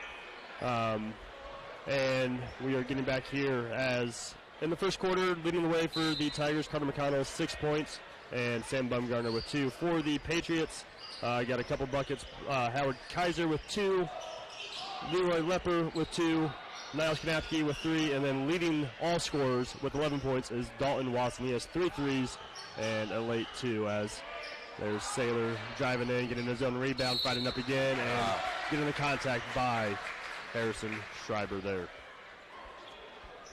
It's almost a repeat of the girls' game, and obviously the first quarter wasn't as detrimental to the boys' chances of success, but the boys aren't blocking out on the defensive glass either and giving Heritage those second and third looks. And if you're going to give Luke Saylor 2 or 3 opportunities, I guarantee you one of them's going in, or he's going to get fouled and get to the line and knock down 2 free throws. I believe he's a pretty good free throw shooter here. Let me find his stats here, but he hits the first, misses the second here. Tucker Jenkins getting the rebound, and so far Max Toppin-Hagen scoreless, leading scorer for the Tigers. Seeing what it's going to take for him to get open. Carter McConnell, nice find there by Harrison Schreiber there as Carter gets to his 8th point. And I was looking at the wrong line of the stat sheet. Luke is actually a struggling free throw shooter. He's shooting in the high 50%. So maybe down the stretch, if we need to foul to get back into this game, which is kind of counterintuitive to what you normally think of a basketball player, especially as good of a shooter as he is, but he's not a great free throw shooter. So I'm sure Coach Grau and his staff have that in their back pocket, but I'm also 100% positive they hope to not have to use that tactic late in the ball game. Yeah, nice strong drive there by Max Toppin-Hagen, trying to break free of the scoreless half so far, but that is Kobe Meyer there on the foul, not letting Max in easy. So it's one of those things and for Coach Gray, it's going to be one of those things where it's like, do you get it in the hands of your best player, or do you keep it out of the hands of a struggling free throw shooter? Well, it's tough because he's one of the 2 primary ball handlers for Heritage too. So if it gets to the point where we decide to put some extra pressure on late in the game, it's kind of a what do you do here in this situation? Yeah. So kind of a catch-22. Yeah. As Max knocks down both free throws, gets his name officially in the scoring column, seeing what he can do the rest of the way, as that'll be huge for the Tigers. Good pressure there on the ball by Fletcher Winger, forcing a tough pass entry into the post. Yeah, Fletcher, the Winger twin that gets some regular playing time. Hunter doing a nice job with the JV, leading that JV team, getting over and getting a lot of varsity experience as well. So we'll see if Coach Grau is going to be using Hunter a little bit more. Well, he was actually in the game during the first quarter for a little bit while we were interviewing Coach Muncy about the girls' game, so I definitely expect him to come back into the game here in a little bit. Yeah, some nice, strong, young sophomores there with Hunter, Fletcher, Tucker. So I know we talked about the youth of the girls' team, but the youth of the boys' team is right there as well. You got 3 seniors out here on the court with Max, Harrison, and Carter, but 2 sophomores. Again, that's building this program, and Max and Harrison Carter doing a nice job of leading this team. It's too bad this year's sophomores didn't have a better coach on the JV side of things last year, huh? Yeah, I wonder who that was. Fletcher knocks down the first of his free throws. that foul be. No, but Hunter Fletcher and Tucker and Eli Garrett, who's also on the bench for us. I believe Lucas Garrett is also dressing. The sophomore class, not to take anything away from the other guys in the program, but they're definitely hard workers. They're in the gym constantly. They're all multi-sport athletes for the Tigers. They're a great group of kids to have going into an athletic contest to represent Bluffton. Yeah, I believe it's a little weird. Just doesn't always happen, but all of those sophomores, I guess apart from Eli Garrett, are members of the football team. So, they're also in the weight room with Coach Kunkel, and they're just going to be out here physical and competing with every single person possible. Yep. Go ahead. Sorry, we're starting to chip into this lead here a little bit. Let's see if we can get another bucket after we got the stop there on the long three-point attempt by Saylor. Nice grit fight by the Tigers. 19-14 here, 5:45 and counting here in the first half. Harrison he is more than capable of knocking down a quick three as well at any time. Nice find, Fletcher to Carter McConnell. Carter up and good. That is his 10th point tonight. To give some love to Coach Lysing back in the days of playing against Adams Central. There was almost a little bit of Oklahoma action there for Carter on the first attempt at getting him the ball, but he was able to find the ball in the high post, and then actually the ball got to the high post and he leaked to the rim, and they found him for an easy bucket. As Heritage looking to regain some momentum as Dalton Wasson, he was out in the first quarter, 3 threes for 11 points total, but he was unable to convert there. As Max Doppelganger looks like all he needed was a couple free throws as he makes a circus shot inside the pressured lane. 19-18 Heritage. Max is a decent outside shooter, but he's at its best when he can get the ball on the floor and get to the rim and just look to create. And if the defense does collapse on him, he's pretty good about finding the outside shot from one of his teammates. Yeah, I think that's one nice thing Max does. Nice, strong player, fast, quick with the ball, can kind of be a nice threat from any point in the court. And nice first field goal there, moved by Luke Saylor there, extending this lead back a little bit more. 21-18 Patriots. Just over 4 minutes to go in the half. Max now looking from deep off the front of the rim into the hands of that was Tanner Whitman there on the rebound. Knapke finding his big man in there, Howard Kaiser. Kaiser able to draw the contact from Carter McConnell of the Piers. But they're going to call that on Harrison Schreiber instead. That is his second foul of the contest. As Andrew Balls coming back in, likely getting Harrison. You getting Harrison with two, or is he getting Carter? Carter looks gassed. I don't know. Carter may need a breather as well, but you also don't want Harrison getting into early first half foul trouble, so we'll see which way Coach is going. Yeah, looks like he's going to go both ways because Eli Garrett's checking in as well. Eli's getting Fletcher instead. I was going to say it would have been a weird sub seeing Eli get Carter, but with Andrew going in first, it would have made a little bit more sense. Eli's going to come in. He's going to help Max take care of the ball, but he can also space the Heritage defense out. If he gets a decent look at it, he's going to knock down that shot. As Kaiser makes the back end of his two free throws. 22-18 here at Heritage High School. And this is one of the fuller student sections we've gotten to see so far this season. It's nice to see the Heritage students out in support of their team. Obviously, we would rather it be a little less hostile of an environment, but it's always good seeing some Indiana basketball with a lot of students over as well. It's always better with a full crowd, that's for sure. Yeah, I know a lot of my favorite memories are always in part of these big crowds, whether they're for you or against you. And obviously, like tonight's a cool night because the Lady Tigers are now able to cheer on the boys. Yeah, sometimes they don't get too many opportunities, especially if the boys are on the road, because the girls are staying behind, having practice, getting ready for their next upcoming game. So they probably don't get to watch as many games as they would like to, but they're definitely going to take advantage of this tonight. Nice cut after the screen by Tuck. He'll get the next one, though. Yeah. Oh, Luke Saylor just uncontested on the pull-up three. Tigers getting fortunate there on the miss. Coach Growl now please call him the timeout here. 30-second timeout. Second. We'll be right back with a word from a sponsor. Good evening. Good evening, Bluffton basketball fans. My name is Nathan Shelton. As an advisor at Shelton Financial Group, the thing I enjoy most is talking to our clients about what matters to them. As our clients prepare for and enjoy retirement, some enjoy spending time with their grandkids, some prefer to travel the world, and for others, it's giving of time and resources. As you think of and prepare for your retirement, we'd love to talk with you either virtually or in person at one of our office locations in Austin or Fort Wayne. You can also call us at 260-436-7006. Nathan Shelton, investment advisor representative of USA Financial Securities, member FINRA SIPC, a registered investment advisor. All right, welcome back to Heritage High School. We just had a little bit of a laugh there during that timeout as Robert received a text message from Coach Lysing. Happy that we are remembering our father, John Vanderkolk's favorite coach. I've heard the stories. I heard it during Coach Lysing's retirement from teaching, saying from my dad around that time, saying how when he came to Bluffton, people just kind of gave him this death glare because he was that Belmont coach who won all the sectionals. And 3-ball by Max Copenhagen. But our dad went up to him one day after church and was like, "Hey, you're Coach Lysing, right?" And Lysing was a little hesitant. He's like, "No, I'm a fan of yours. We would go watch you play. We're excited to have you." And I know you enjoyed working with him. I enjoyed playing for him and playing with his son, Jordan, as well. So much love to Coach Lysing and his family. It's always fun to catch up with Coach Lysing and his wife, Lisa, and I even enjoy the opportunities that I get to talk to his 3 kids, Bill, Ashley, and Jordan. Hopefully we'll see them here in a couple weeks.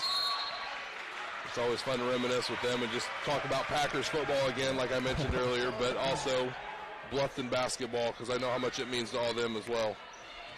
Yeah, 22-21 there after Max's 3 and ensuing turnovers by the Patriots. Tigers looking to get their first lead of the night. Eli Garrett looking in at Carter, looking to get things going as where it started. Carter, nice fight and through the contact. Carter McConnell, 12 points to lead the Tigers with this 23-22 lead now. It's definitely a good thing to see here after the slow start from the Tigers. Nice defense there. Nice.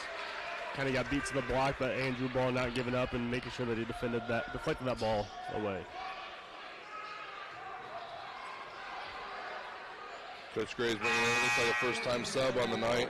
That's Austin Buke. I'm going to say Buke. I believe it's Buke. Yeah, 2 U's in there, so.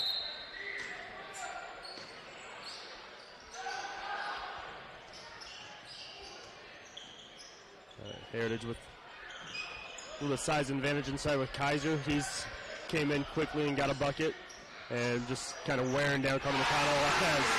The bank shot is open for Buke. Buke's not wasting any time getting the shot up. He comes in and 15 seconds later, if that, he's getting a made bucket here to give the Patriots a lead back. Yeah, maybe that's why Coach Gray put him in. He knew that he'd be willing to shoot and just they needed something this quarter. That was just their double dribble there. Yep, thank you. That was a 3. I put that as a 2. So just their second field goal of the quarter. What do you think? Is Coach Gray going to have the guys hang out for the last shot? We're going to look to take I know there's no shot clock like there is in the college and NBA, but almost a 2-to-1 situation because you can't imagine Heritage is going to look to hold on to the ball. They haven't really grinded out an offensive possession too much. Seems like Tigers, I was about to say, are just going to go through their offense, see if they can get an open layup, but Max liking the jump shot in the corner, no good, as now Heritage kind of in the same predicament. 40 seconds and counting here in the first half. 3-ball there. Bank is open for the Patriots to close out the first half as Miles Kanapke follows Buke's suit with a 3 of his own off the glass.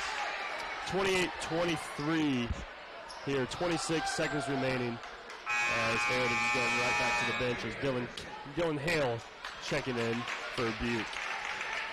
Maybe a defensive substitution here for the Patriots.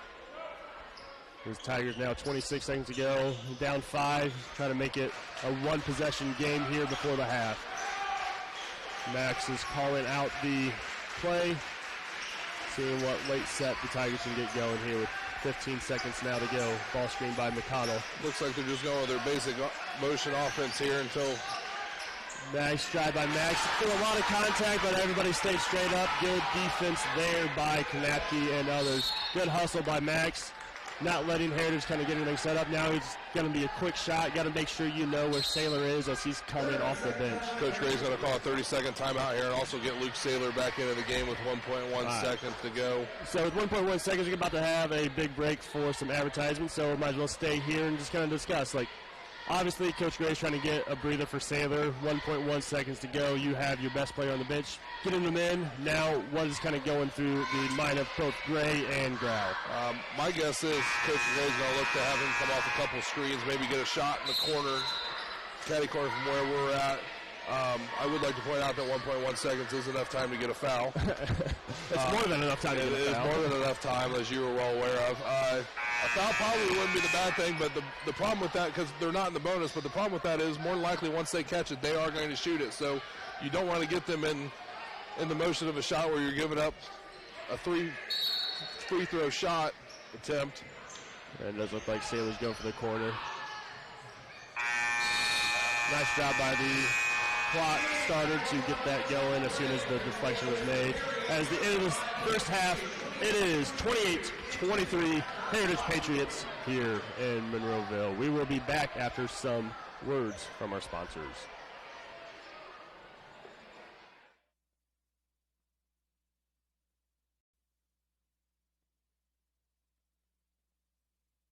Is filled with fabulous golf courses that offer a variety of experiences and are as diverse and distinct as the regions they're in. And there is one right here in your backyard that you shouldn't miss. Green Valley Golf Club, located at 2635 East, 150 North in Bluffton. You deserve a little time on the greens, so book your tee time, brush off your spikes, and get ready to Club, located at 2635 East, 150 North in Bluffton, just east of the Stone Quarry.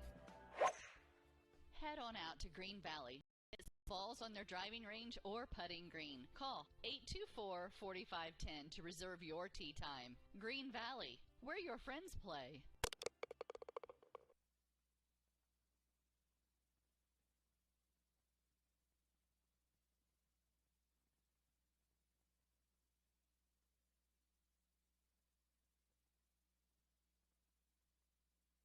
Bluffton Roofing Incorporated prides themselves on developing a long-term relationship with their customers, listening to their needs and suggesting the proper course of action, be it preventative maintenance,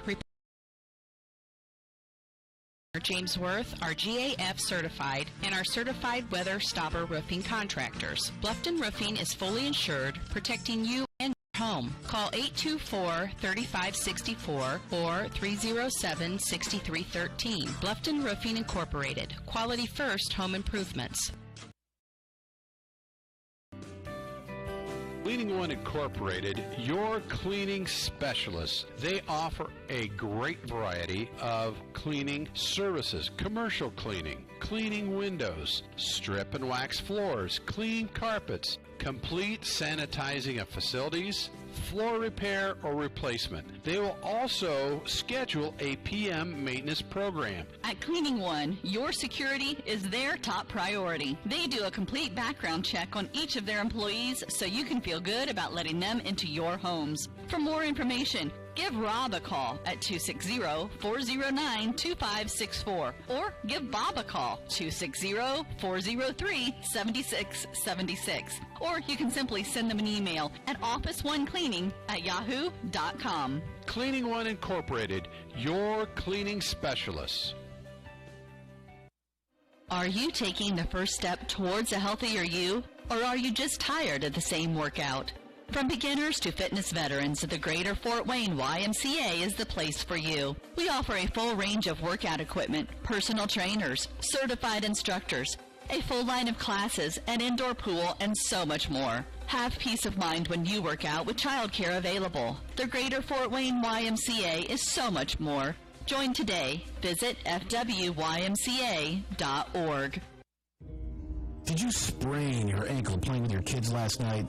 Have you had a nagging pain while training for an upcoming race? Or do you have an upcoming surgery? Indiana Physical Therapy understands how important and valuable your time is to you. At Indiana Physical Therapy, we can schedule you within 24 hours at any of our 19 convenient clinics. With trusted results, you can count on Indiana Physical Therapy to get you better, faster. You don't need a referral from your doctor, and all insurances are accepted, including Anthem. IPT is your choice for physical therapy. So what are you waiting for? Call Indiana Physical Therapy right now at 260-209-2464 to schedule an appointment, or go online to indianapt.com. Indiana Physical Therapy, where people go to get better.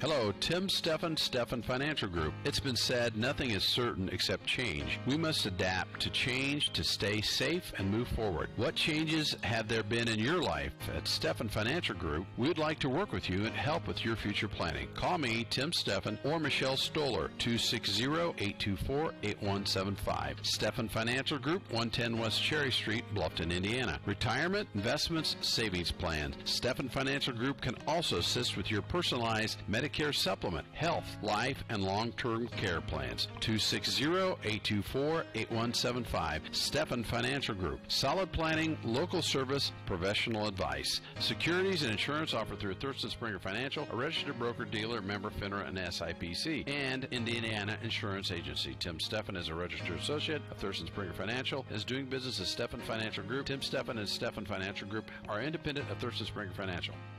You've heard of Seize the Day, right? Well, this month you can pay the day at the YMCA. Join the Y on January 5th and pay $5 for the entire month. Join on January 6th, pay $6, and so on. The sooner you join, the less you pay. Get your family connected to healthy activities in a clean, safe environment with a membership to the Y. Save big with Pay the Day at the YMCA now through January 31st. Visit fwymca.org for details. Offer valid at YMCA's in Allen, Whitley, and Wells counties. Some restrictions apply. At Corrective Chiropractic, we offer individualized treatment plans for patients of all ages, from infants to elderly, and even during pregnancy. Have you ever experienced a workplace, sports, or auto accident, or just suffer from chronic pain? Corrective Chiropractic can help. Knee, neck, shoulder, or back pain, headaches, migraines, allergies, muscular tension. Corrective Chiropractic can help. I'm Dr. Josh Bell from Corrective Chiropractic. We welcome patients from Bluffton, Yoder, Decatur, Bern, Montpelier, and the surrounding areas. Schedule your appointment today at 260-353-1400 and let Corrective Chiropractic help you along your journey to health and wellness. Corrective Chiropractic, 360 North Main Street, Suite A, Dutch Mill Plaza. Feel and function better.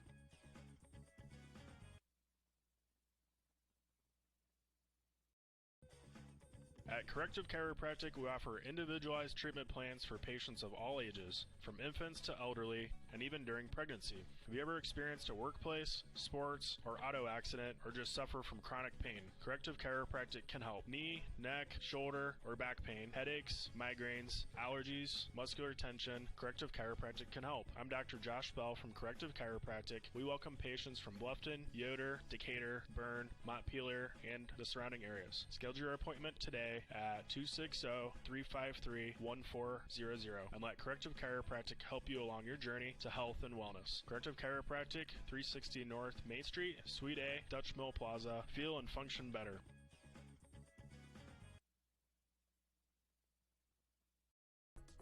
Nick Huffman, a Bluffton High School graduate, is ready to help you buy, sell, or build your dream home. If you're ready to start a new chapter in your life, now's the time. With historic low interest rates, houses are moving at lightning speed. Whether you need single-family, multifamily, agricultural, commercial, property management, mixed use, or land development, give Nick a call or text at 827-8255 or send him a message on Facebook at Real Estate by Nick Huffman. Nick is located at the Steffen Group at 107 West Market Street in Bluffton. His number again is 827-8255.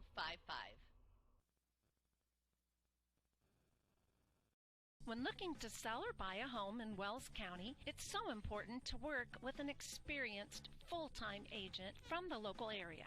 I'm Bev Grish, and I'm beginning my 24th year helping families in the real estate business and would love to guide your family through the process. When you choose to work with a local agent who knows the Wells County market, you are a step ahead. I have built good working relationships with local lenders, realtors, inspectors, contractors, and appraisers, and it helps the process go smoothly. Whether you are buying your first home, a larger home, investment property, dream home, selling a long-time family business, or downsizing into retirement, I'm here to help. Heartfelt thanks for supporting me 24 years in the real estate business I truly love. Bev sells Wells at 466-1822.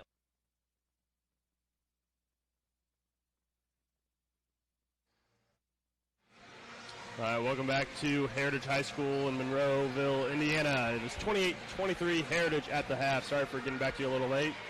A little bit more time to get some advertising, but we had the pleasure of Dr. Yates being up here talking to us. Tried to get him on, but he's like, nah, I'm good. I'll just keep going, enjoying the game by myself, and I can't say I blame him. He didn't want to, since we know Coach Leising's watching, he didn't want to remind Coach Leising that Coach Leising ruined his perfect JV season. How many years ago would that be? That was when Addie was born. 08-09. 08-09? Yeah, because that would have been my sophomore year. Okay, so do you remember where that game was at, Michael? It was at Garrett. It was at Garrett. It was not a good night for Bluffton basketball. The freshmen came away with the victory, so at least it wasn't a clean sweep by the railroaders. There you go. So you brought it up, girls, 10 years, about 11 years ago, 12 years ago. Wow, I'm old.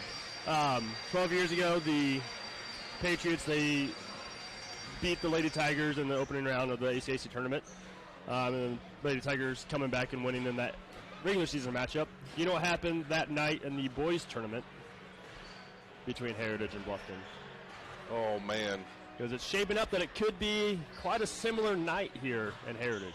Double overtime? It wasn't double overtime, but it was overtime, and it was 11-0 overtime for Bluffton in that contest. So 28-23, definitely a possibility here in the first round of the oldest tournament in the state of Indiana, the 99th running of the ACAC tournament. See if I can get girls' results from the first round. As kind of expected, it was Jay County defeating Adams Central 48-38. Ooh, that's closer than I imagined it would be. So they will be taking on Southern Wells, I believe. And then it was Woodland 48, South Adams 35. So now it'll be Woodland Heritage in the semifinals. Are the semifinals at South Adams, or are they at host schools? I believe they go to the host school. You've got the bracket there in front of you. Semifinals, yep. So it'll be at Jay County. Southern Wells at Jay County. I guess, is it going to be boys or girls? Since they have the bye.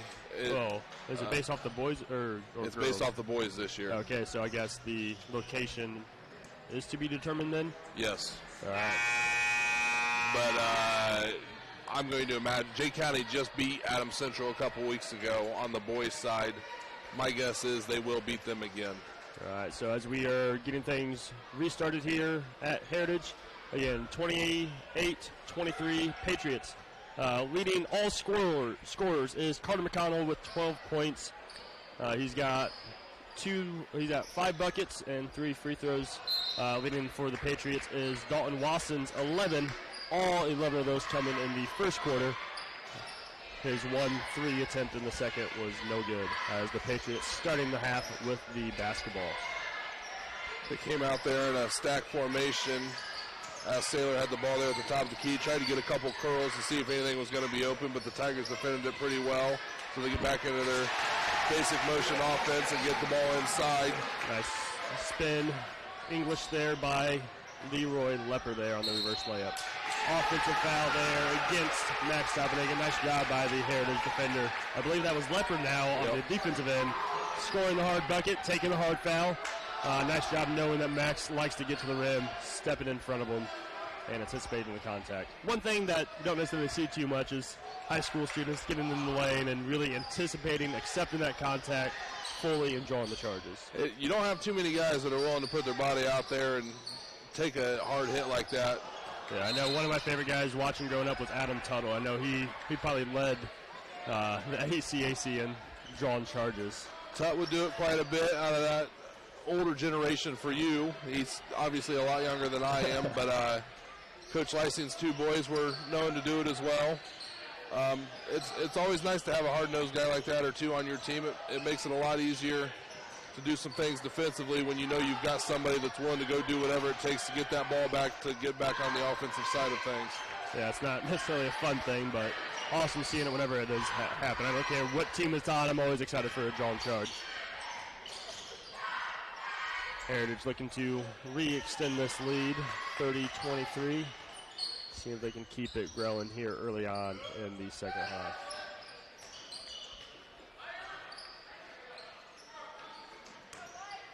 Oh, he walked. Not seen by the official or not agreeing as Tanner Whitman takes it up for two. Looking inside again. Carter's got the hot hand for the Tigers. Patriots know that as well. That is the third foul, I believe, on Lepper as they're going back to the bench to bring back Howard Kaiser for the Patriots.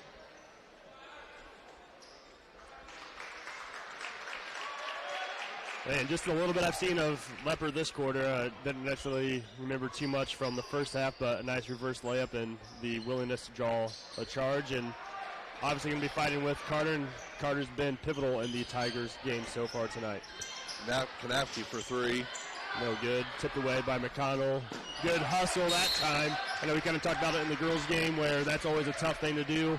Definitely a big risk there by Carter saving the ball on the defensive end, but it pays off as it deflects off of the Heritage player. Heritage has come out scoring the only points of the half. We definitely need to get a bucket here soon to avoid this getting into a double-digit deficit for the Tigers. And do you try to keep it getting inside to Carter now that he has a mismatch with Tanner Whitman on him, or do you try to just get what you can, see if Max can get anything now? Back up to Andrew Ball. He's willing to shoot it as well. Rims out, no good. I think we got to get Harrison Schreiber the ball and get him going offensively. Yeah, I remember watching Harrison a little bit. Like, I've watched in so many different ways these past few years, but I remember watching him a couple times in JV as a freshman, sophomore, and just being able to knock down shots for the Tigers. Just something that they're needing right now is Coach Grau taking a full timeout. And we'll be back with another video from some sponsors. In business since 1981, Barclay Builders has been building residential homes and commercial projects in Northeast Indiana, taking pride in building their clients the best project for their budget. With interaction between clients, vendors, and trade contractors, Barclay Builders meets the needs of homeowners to build their forever home. At Barclay Builders, it's all about you. It's your heart and your soul at the center of every design decision made. Josh and his team are poised to build the home you've always wanted.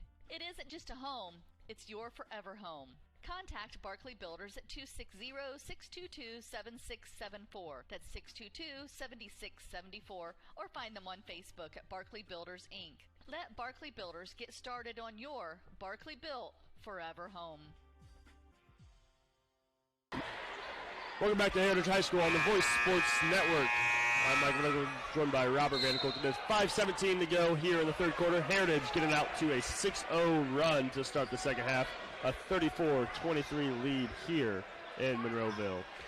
So timeout by Coach Grau. Probably a good call, trying to stop that momentum. What's he looking for out of this break? Well, we've come out pretty flat in the first 3 minutes of the second half. Heritage has pretty much done whatever they want offensively, and they haven't really allowed us to do anything that we want to do offensively either.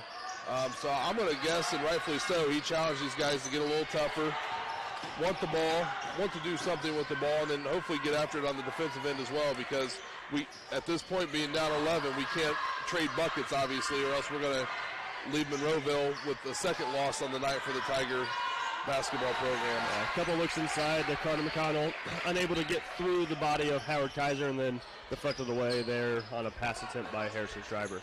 Now Saylor taking it in, drawing the contact from McConnell, and he'll be going to the line to shoot two. Again, we'll see if the season stats prove accurate that I found online this morning, and see if he doesn't have any success here at the free throw line. All right, so he is 1 for 2 so far in tonight's contest.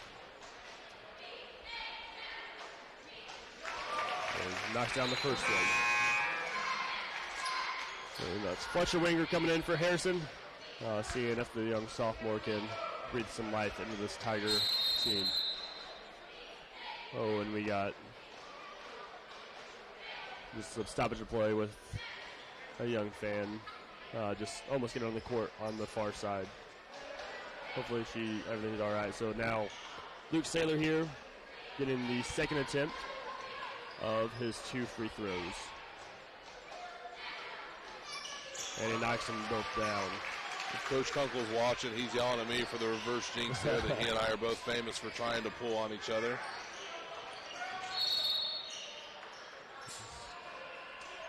That is fouls going against Tanner Whitman. Just got a hand check in there as Andrew Ball looking to drive and penetrate the lane. I wouldn't mind seeing us go 5 out on offense, see if we can get some dribble penetration. I think the Patriots are well aware of the fact that we want to get the ball to Carter. If we maybe get him out on the perimeter and space the floor out, maybe to give Max and Sam and even Fletcher opportunities to put the ball on the floor and get to the hole. Or even if it is Max and Sam, Fletcher's very capable of knocking down a 3 just like Andrew is too. Carter's capable of hitting that shot, but you almost want to see him leak in from the weak side every now and then, just dive in to see if we can get that penetration and then the kick to him for an easy bucket at the rim. Yeah, I believe it may have been the Southern Wells game. Carter attempted a 3 that wasn't necessarily a well-timed through or anything, and he called me out for my commentary the next school day, and I was like, yeah, I'm sorry, like it just caught me by surprise. Yeah. So he's willing. I'm sure he's capable of knocking it down as well. I did tease him as well. I had the opportunity to coach Carter last year as a member of our JV basketball team. He hit a couple big 3s for us in a couple of the games that kept it close or even took the lead late. The Garrett game sticks out in my mind, where he was the 3rd option on our set coming out of the timeout, and he stepped out, made a big 3 right in front of our student section that got the kids going, and that momentum carried us into overtime where we were able to finish off that victory. Yeah, he's definitely a player I've enjoyed watching the last 3.5 seasons, and glad that he came back out. I know it was kind of a late decision for him this season. I actually started coaching Carter when he was about 8 years old. It actually just showed up on my phone memories the other day. He was a member of our Future Tigers team, and he I believe he was the 3rd or 4th grader, and he was sitting the bench while we were playing the game with Noah Thompson, Steve's youngest son, who's also a senior on our wrestling team, and they thought it would be funny to take Coach Vanderkolk's phone and take a selfie. So that's always a picture I enjoy randomly catching, and I always make it a point to send it to Carter and Noah, and we just have a good laugh about it. Yeah. I've definitely enjoyed like getting to know a lot of these guys as they're younger coming up, and like really seeing the program just kind of develop this past few years. Nice strong move there by Howard Kaiser. Made it 38-25 Patriots. Kind of coming down to the do-or-die time for the Tigers, as Hunter Wenger finding Carter McConnell wide open there for the easy bucket. His first 2 of the quarter, 14th of the game. Seeing if he can pick up some momentum and get the Tigers back into this contest. Long 3 there by Myers. No Go, good. Max. We got numbers. Yep, and you got the size advantage now as well, as Carter's wide open inside without the big Kaiser in the middle. Andy Ball says, I'll take care of it myself, and gets the and 1 to fall. So I guess the bucket plus the foul. The and 1 comes when he makes the free throw. I hate pointing out the obvious all the time, but look how easy that is to score on the offensive end when we get after it on the defensive end. Yeah. And we talked about that on the girls' side, where like that transition offense, the boys have just as many athletes. I mean, the Wenger brothers are quarterbacks, running backs. Like they may be stocky, but they're plenty fast as well. So, well, and they know the game. They know where they need to get to. They know where they need to be. They know what it's going to have to take to come back or to even hold out for a victory. So, see if we can get another bucket here. Maybe force Coach Gray to call a timeout to reset his team's good train of thought. Nice take by, that'd be Hunter Wenger there. Knocked out of bounds by Patriots. In that case, nice rebound, transition opportunity. Just the one guy who's not going to be taking the risk of handling the ball down the court. Good awareness there by Carter to find the guard. 38-30, 2:29 to go here in the third. Tigers trying to fight back after falling behind early here in the third. Fletcher Winger now, hesitation drive. Another hesitation up. No, rims out. Good take. That's all right. Little frustration by Fletcher, but nothing wrong with that play there for the Tigers. Hopefully it doesn't cause him to quit looking to put the ball on the floor and attack the rim. Good finish there by Saylor. A little bit of contact by McConnell on the help side, but he finishes up through it. No foul called. They'll throw it down. Now McConnell's turn with the bucket and the foul.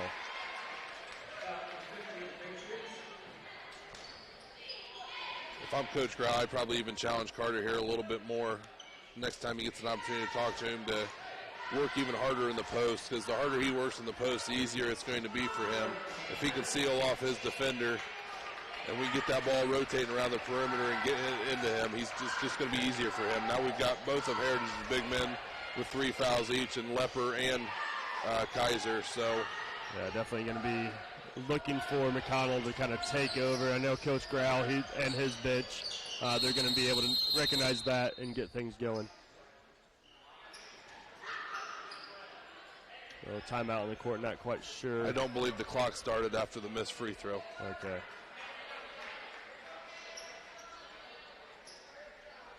Difficulties at all levels, so I know we had some of it tonight, and I mean, things happen at professional, collegiate levels as well, so no shame in that. It looked like they took about 6 seconds off there, I believe. Yep. 40-32, Heritage getting the ball, inbounding the ball at half court. I know sometimes from my experience using the scoreboard, sometimes the plug just comes undone a little bit and you just never notice it. Yeah, it's also tough to not get too enthralled with the game, and you just kind of lose your train of thought and realize, oh, I was supposed to click the button there to get the timer going back again. But yeah, I won't lie, it's kind of tough for me figuring out what job I'm supposed to be doing some games. I do so many of them on the table up here, and it's like, oh, wait, I'm the official scorebook keeper. I need to pay attention. I'm not just doing the stat board.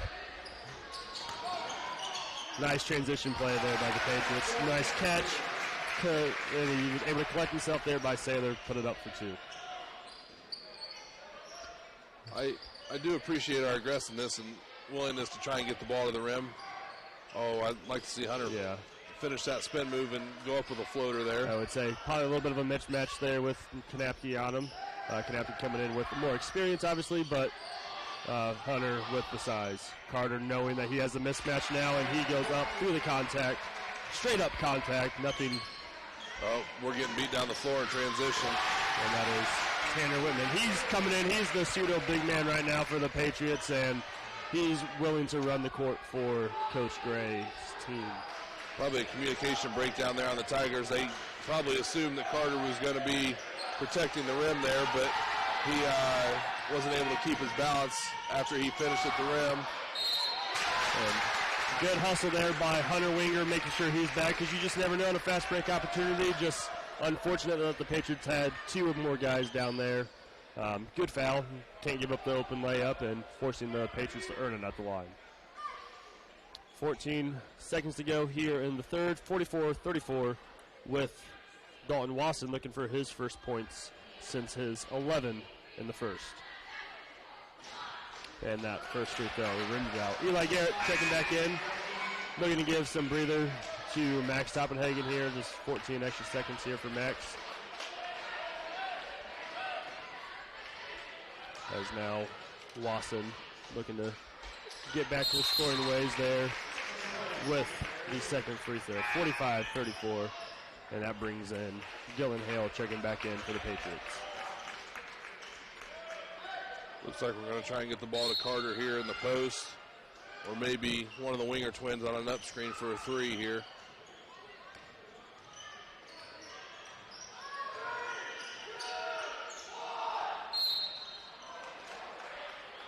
Patriots are aggressive there on that offensive set there for the Tigers. Over the back here. Now we got the ball underneath the rim. It's Tanner Whitman's second foul, so even the third big man in Whitman is flirting with some foul trouble. as now they're bringing in Trevin Schaffner. I believe this is his first time in the contest. I think he's just in to protect the rim, so we just don't throw a lob to Carter and let him finish it here. I think that's a safe assumption there as well. And even if he commits a foul, it's not going to be anything to hurt the Patriots too much. Well, we'll be in the bonus. Oh, that's true. So a little bit of miscommunication there again. Hunter splitting time between JV varsity. Just kind of misreading where Carter was going to go there. Second and a half to go here. Patriots have to go the entire court to get a good look, so seeing what they can get here. Just make sure the Tigers don't commit any fouls here, forcing free throws. Taylor's shot is good, just short, as the Patriots hold a 45-34 lead at the end of the third quarter. So got a minute to go here in between quarters. Coming in just 9 points down for the Tigers, so what do they need to do to be able to get back into this contest? Well, it's an 11-point deficit, but that's all right. You're an English teacher. I flipped the 5 and the 4 there. I think we have to continue to get the ball inside to Carter. I think that should be priority number one. I imagine Heritage is going to look to probably send a second or even possibly a third guy, depending on the situation, on the defensive rotations, to collapse on Carter if he gets the ball. So Carter's got to be quick with his post move, or he's got to be quick with a kick out. And hopefully Max and Harrison and Andrew can knock down some open jumpers and force Heritage to get a little more nervous than they currently probably are with their 11-point lead going into the final quarter. So it'll be interesting to see where the Tigers can kind of attack. And again, like you said, that getting into Carter, a big thing is the Patriots foul trouble. Obviously that, no, I know it's good that Patriots are in foul trouble, but that's also because Carter's getting beaten up inside, and he's showing signs of that, just kind of exhausted. Andrew Ball as well. And it's not that they're exhausted because they're not conditioned. They're working. It's definitely a physical up and down game tonight. Nice thing, like we pointed out a few moments ago, the Tigers are in the bonus the rest of the game, so definitely want to get the ball on the floor, attack the rim, see if we can't make a layup or even draw a foul. And I'm going to be a little needy here. Max almost did it for me here as I was talking about it, getting an and one situation. But we got to make some free throws. Yeah, scoring in there in the third quarter, just all Carter McConnell and Andrew Ball. Carter had 6 for the Tigers, and Andy Ball had 5. Leopard just picked up his 4th foul. As Max getting back his 8th point of the contest on the front end of those free throws. Looking to get it down back to single digits now 9 points. Leroy's probably not an offensive threat for the Patriots, but he's done a heck of a job defensively. I know he did pick up his 4th foul, but he's just disrupted all sorts of offensive possessions that we've had tonight. So see if we can maybe open up the offense a little bit more with him on the bench with his 4 fouls. And Max staying perfect in the line 4 for 4 tonight. He's played better. He's played better offensively in the even quarter, so let's see if he can keep that going here in the 4th. As Eli Garrett is on Kanapke here. There's no need for Heritage to settle for a silly contested shot. Keep working that offense, see if they can get anything inside, especially with Kaiser inside, as Tucker Jenkins is fighting for position in there with him. Nice take by Saylor, fighting through the Tiger defense, getting the nice contested shot, big fall. Again, we can't afford to trade too many possessions here. We've got to get some stops after we get some made buckets, or else we're going to be packing up our gear here and being done on the boys' side for the week as well. So let's take a look at this lineup here. We got Tucker Jenkins, Harrison Schreiber, Eli Garrett, Andrew Ball, Max Doppelhagen. I'm seeing something that maybe Coach Grau's trying to do. Do you see it too? Maybe he's looking for a specific type of shot on this with this lineup? Well, you hate to settle for threes or want to shoot threes, but it's got to be an important part of the offense as well. But Carter's worked his tail off at both ends of the floor tonight, so he needs a breather. Hopefully Eli can get one here while he's here, and he did. So that's a long 2 there. We know we had Matt Sturgeon up here talking about Eli's older brother, Jake Garrett, hitting a couple big threes in his first start for the Tigers a few years back. We got a quick bucket for Heritage, but we did not block out Luke Saylor. And he forces a jump ball, which is going to keep the possession down here on the Patriots end of the court. So now Carter, enough for rest there. The first 2 minutes of the final quarters, he's coming back in. Maybe even just that long two by Eli Garrett could be enough to kind of stretch that floor and giving him some opportunity to work inside. We're going to leave him in here. We're going to get Andrew Ball probably one last breather. I would assume he's going to come in for Eli unless Eli catches the hot hand that the Garrett family's been known for in all their athletic endeavors. Yeah, hot hands for Jake and hot red head for Reggie, right? Oh, the red hand, man. So, no, Reggie was a heck of an athlete in his own right. He wasn't a basketball player, but he was a heck of a tennis player for me and a very good baseball player for some of our baseball teams as well. So I obviously have nothing but love for the entire Garrett family. I've had quite a few enjoyable moments coaching them in multiple sports. I say they're like an athlete, but just not any. Go, Tuck, you got it. Yeah. Nope, Tuck doesn't want it. That's one thing I'd like to see out of Tucker, just that confidence in being able to handle the ball. He's got that ability. It's just that drive to go do so. Nice take left hand there by Stoppenhagen. Tucker definitely defers a lot to his teammates, and that typically does happen when you're a younger kid on a varsity squad. But the moment it starts clicking for him even more, it's going to be dangerous for our opponents because he can get it done on both ends of the floor. Just kind of a desperation pass there by Meyer. Tigers causing some chaos here defensively. Nice read there by Max. And then one thing with Tucker, I've said it in a couple games, but like I remember talking to Coach Spencer Harris, like their 8th grade coach a few years ago. Like I talked to him before their practices. He'd always talk up Tucker, like how hard Tucker works, how good of a player, how good of an athlete he is. And I didn't see it then because all I saw was them doing the dribble drills all the time. But now that I'm here seeing him play, it's like, yeah, I definitely see what Spencer saw. It'll be timeout taken by Heritage. Coach Gray and Heritage. So we will be back after a brief commercial.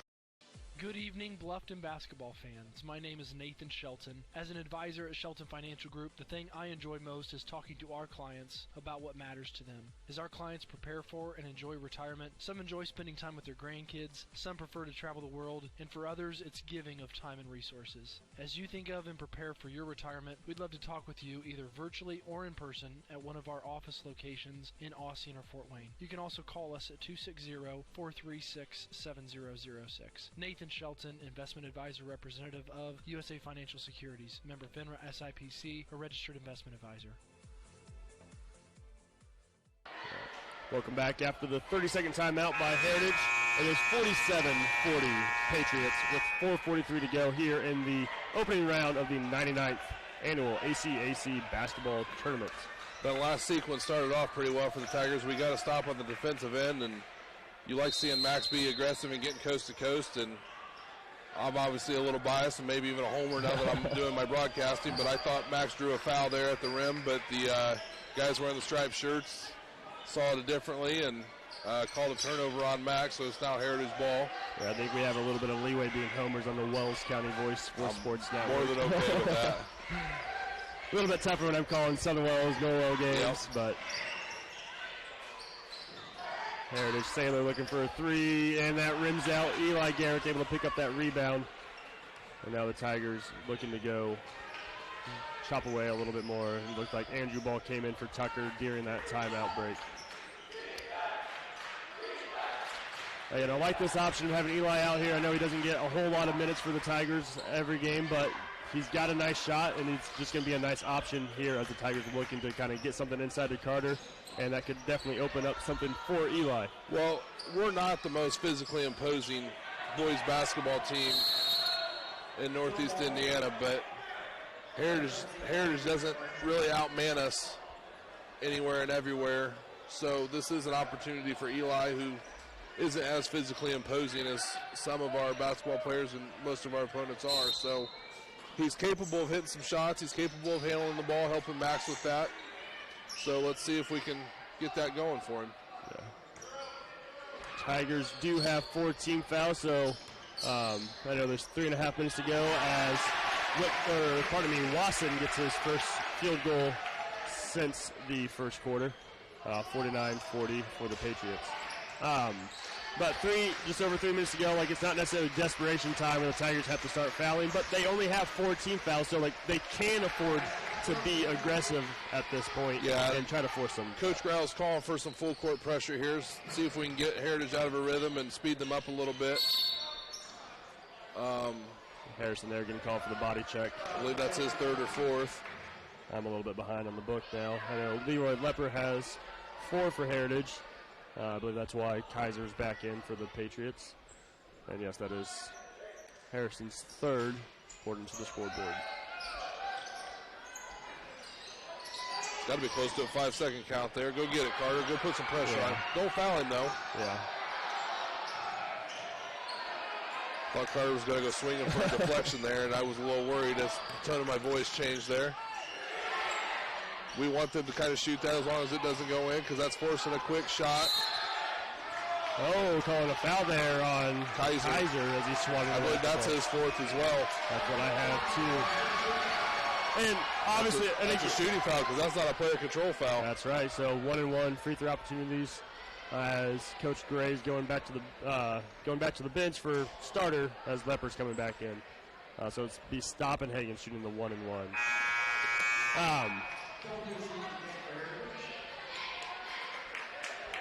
I know it's a little bit easier for us to say it up here as we're watching kind of inconsequentially, but we were talking about drawing charges earlier as Lepper took one to start the half. But in that case, I know it's always a tough situation because you always think Charge is the guy with the ball, but there, Eli Garrett's kind of in position. The Heritage offensive player dishes it out to the shooter, and Eli just kind of steps away. Like, if he's able to maintain that position, that contact is still player control, so he can still pick up that charge. Again, nothing Eli did wrong, just something to kind of see and kind of think about, like not being afraid of that contact. Oh, we about got a steal. Now Heritage got numbers with Max Feld going for that steal. So 49-44, accidentally added a point. Nice, strong take by Wasson. Unfortunately, on the foul call, I think that's Harry's fourth, but, yep. Harrison's fourth. He's been held scoreless this contest, but he's done a nice job guarding Luke Saylor for most of this contest. Saylor still having 11 points, but could definitely be a lot worse with a kid of his caliber. Wasson makes the first, misses the second off the front of the rim. Rebound by Schreiber, gets it up to Stoppenhagen.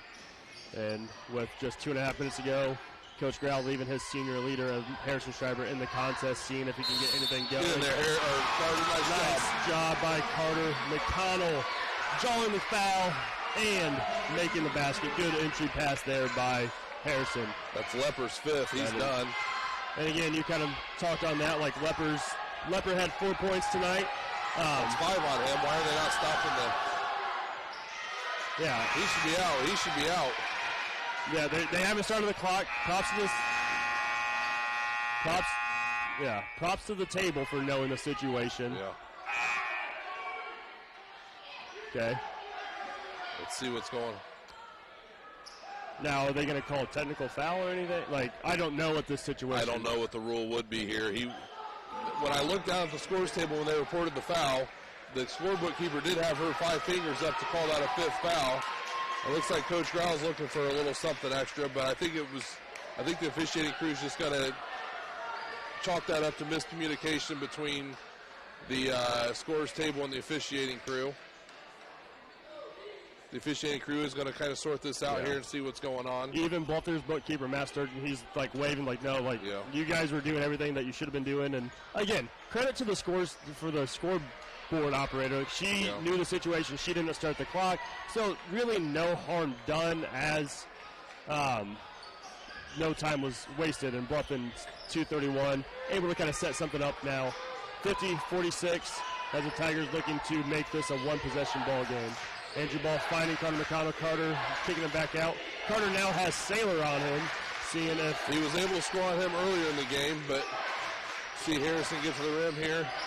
Nice hesitation, turnaround jumper, good first bucket for Harrison Schreiber, cutting down 50-48, but it looks like there might be a foul. No, I think we're calling delay a game on Max for hitting the ball after the bucket was made. Okay, so first time just warning for the Tigers, but next time be a lot more costly. the technical foul. We're going to get some full court pressure going here. And so Tigers now with 16 fouls, so next one, Wilson, the Patriots to the line. So they can be a little bit aggressive, especially on the right matchup, but a little bit more risk at this point. Not travel. There we go.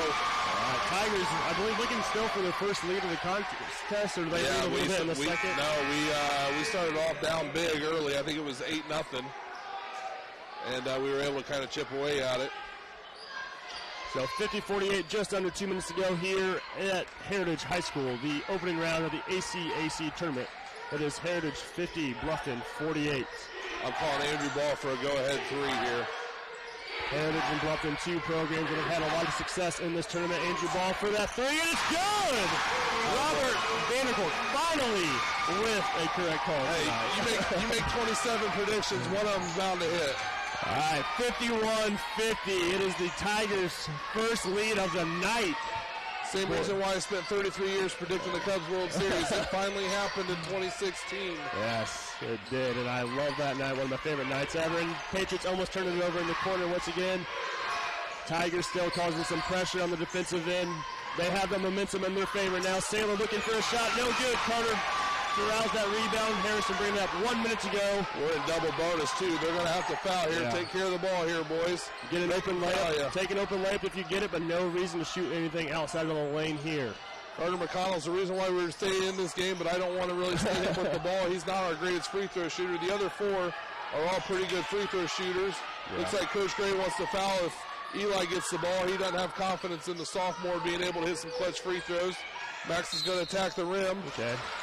I believe that's Kaiser's fifth as well. That would be Kaiser's fifth, yes. So even if this game does go to overtime, as I was kind of talking about, kind of parallel universe situation with the 09-10 season, that's not Andrew Hunt at the line. That is Max Stoppenhagen. So obviously we would much prefer Bluffton to win this outright in regulation, but 51-50, Stoppenhagen, Tigers leading scorer at the line. The Tigers leading scorer of the season, Carter tonight.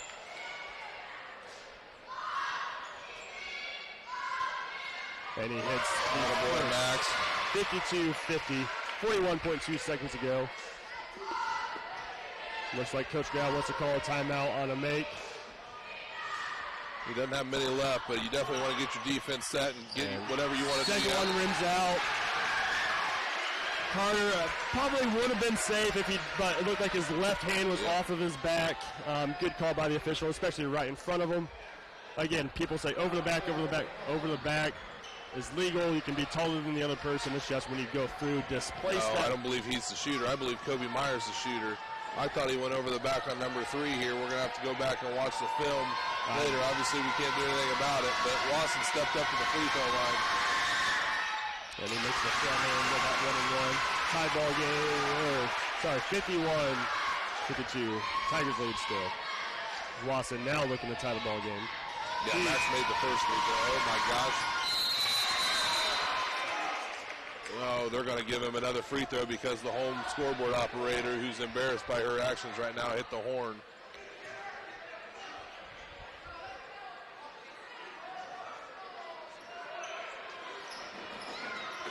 And I definitely feel for her, feel for Coach Grau and the Tigers. Just unfortunate situation for all involved. But Lawson, he's thankful for it as he capitalizes and knocks down the second attempt. We talked about it Friday night when we were at Jay County, the unfortunate situation with the scorers table in the girls game with Jay County. Coach Grau was our girls coach then. I'm sure he's having flashbacks to that scenario right now. Yeah, for sure. I know it's not unique to him because we'll probably stay here during this break. Like, I remember mid-2000s, Lafayette Central Catholic Triton semi-state. They played back-to-back years. Our cousins were on the CC team. But a Triton defender lost his shoe in the first of the two matchups, and they stopped the game. I believe Drew Anthrop, he hit a jumper to give the Central Catholic Knights the lead, but they waved it off because the defender was shoeless. They ended up forcing a turnover. Triton wins that game. I don't know if they win state or not. They come back the next year. The Lafayette Catholic student section was making sure that they reminded the Triton Trojans exactly why they believe that they came out away with that victory. So, again, unfortunate, it happens. Again, all levels it happens. Yes. We just don't have the ability necessarily to challenge at the high school level. Everyone here is human. Yeah. Even you aren't perfect. I'm close. Yeah, I don't know about that. All right, 52 all here. I like that number. 52 all here in the fourth quarter. 34.7 seconds to go. Tigers ball. They are in the double bonus if they do draw a foul. Shooting 2 no matter what, whereas the Patriots are in the 1-and-1 situation. We going for the last shot, or we going to look to get something here? I definitely say you go for the last shot. I mean, you got the momentum. You don't want to necessarily give Heritage any sort of chance. Just 25 seconds to go. You got to get a shot early enough to get a putback opportunity, but you also don't want to possibly cause foul on a rebound like just happened last possession. I'm calling Harry at the rim. I'm going to see if I get 2 predictions in a row here. All right. Uh-oh. That was it. Max lost track of the situation of what was going on. Gonna have to block out here. Yeah.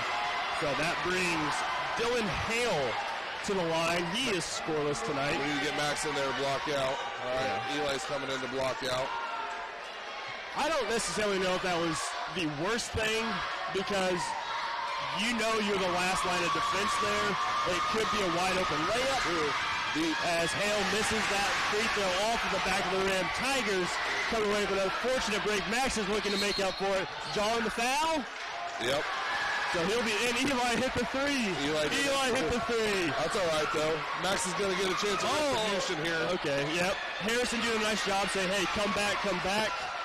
Because the Tigers don't need to worry about, I guess you can get an offensive putback rebound, but Max hits this first one.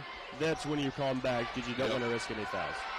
So Max Stoppenhagen, senior captain for this Tiger team. I guess I don't know if he's the captain. Senior leader for this Tiger team. He was at the officials meeting at the beginning of the game. So he's got 2 opportunities here to make one. There we go. The first giving the Tigers the 53-52 advantage. 2.2 seconds left. Again, if I were Coach Gray, I'd be telling Carter, get back. Well, you don't want to give him a free look. Carter knows he's just standing up. Yep. Harry and Andrew have both yelled at him. I'm sure Coach Pribble, Coach Grau, Coach Novell, Coach Helfrich all did the same. And good miss by Coach Gray's going to call a timeout here. Would you agree? Good miss by Max there because no matter what, they're going to be getting a 3. Some time went off the clock. It's going to have to be a much quicker attempt. The ball should be at the opposite free throw line. It shouldn't be at half court, which it is going to be at the opposite free throw line. I'm going to assume they're going to add a little bit of time to the clock. I think they're putting the full second back on the clock. It was 2.2 when we were shooting free throw. So I think I saw him say 1.5-ish. Okay, they're going 1.9. So plenty of time to get a shot off. Plenty of time to draw a foul. So really kind of seeing like if Max's foul, if that was an intentional miss or not, we'll never really know. So do you put Carter on the ball on the inbounds with his length to create a difficult pass, or do you put him at the rim to protect the rim?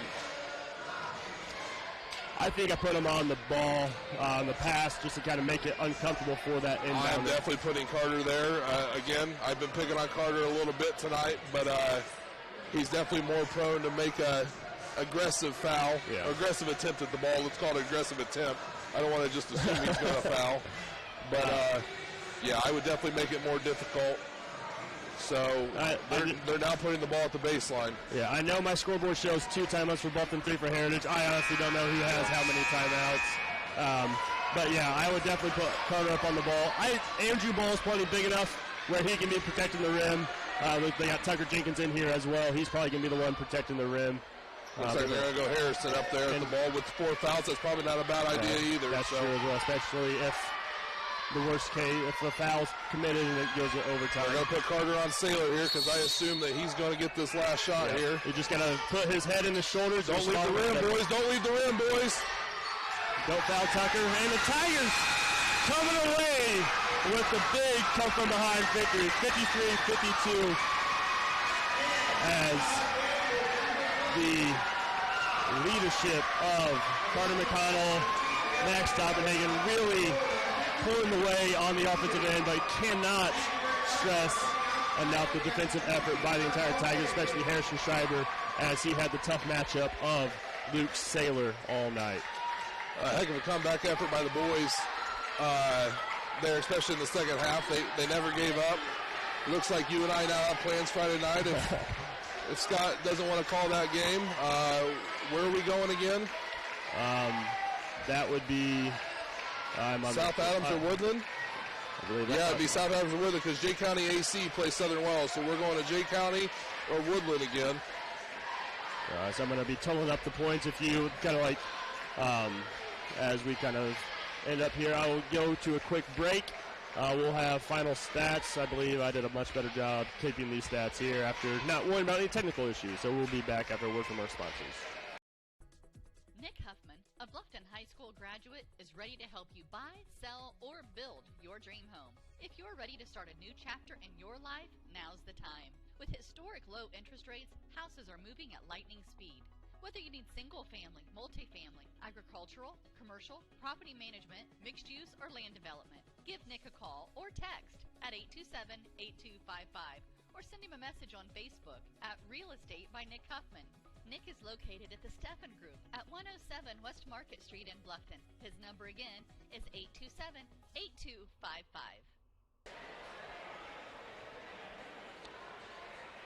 All right, so we do have, I am still working on these a little bit, so we'll see another advertisement.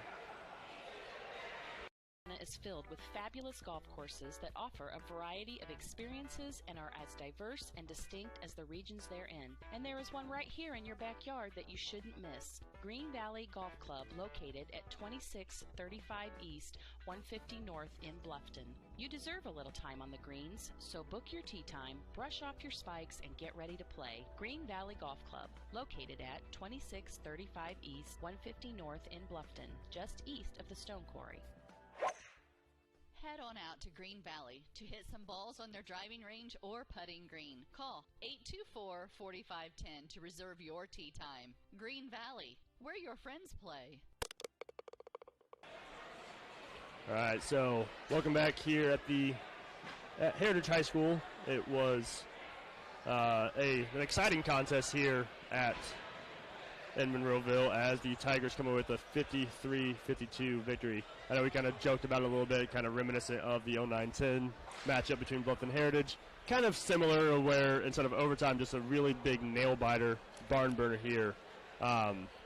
So leading scoring tonight, first for Heritage, Austin Buke had 3 points, banked in a 3 in the second quarter right off the bench. Then Tanner Whitman with 4, Leroy Lepper with 4. Then there was Niles Kanapke with 6.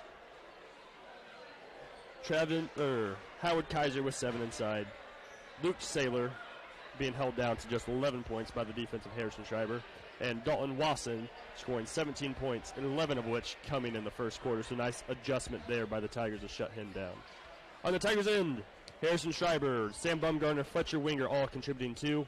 And then it's a trio of Tigers in double digits with Andrew Ball having 10 points, all coming in the second half, 5 in the third, 5 in the fourth.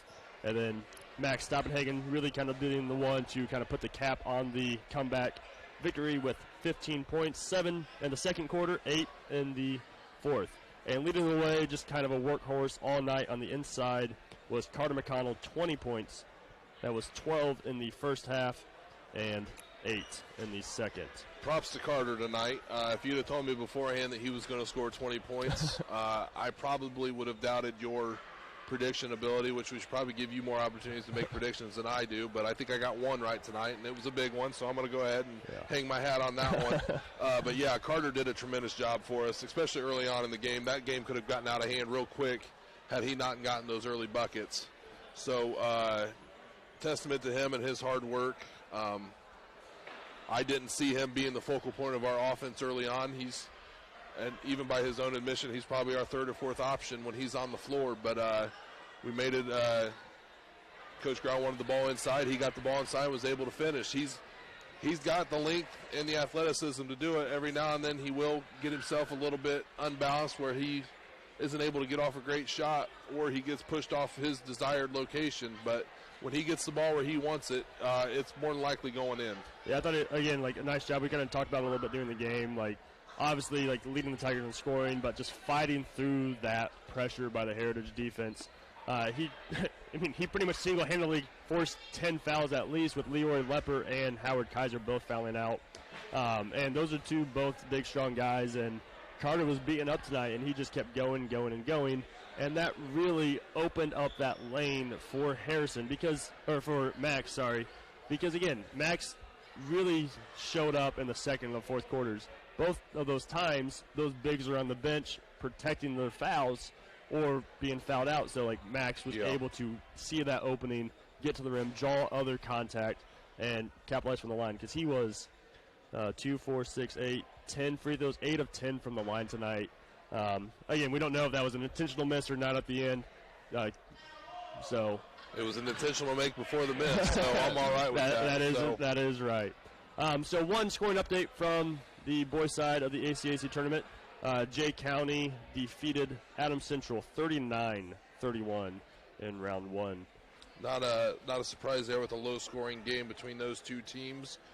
Jay County's coach, Coach Blomholt, I believe is his name, is known for kind of slowing it down, making sure they get a quality shot each and every possession.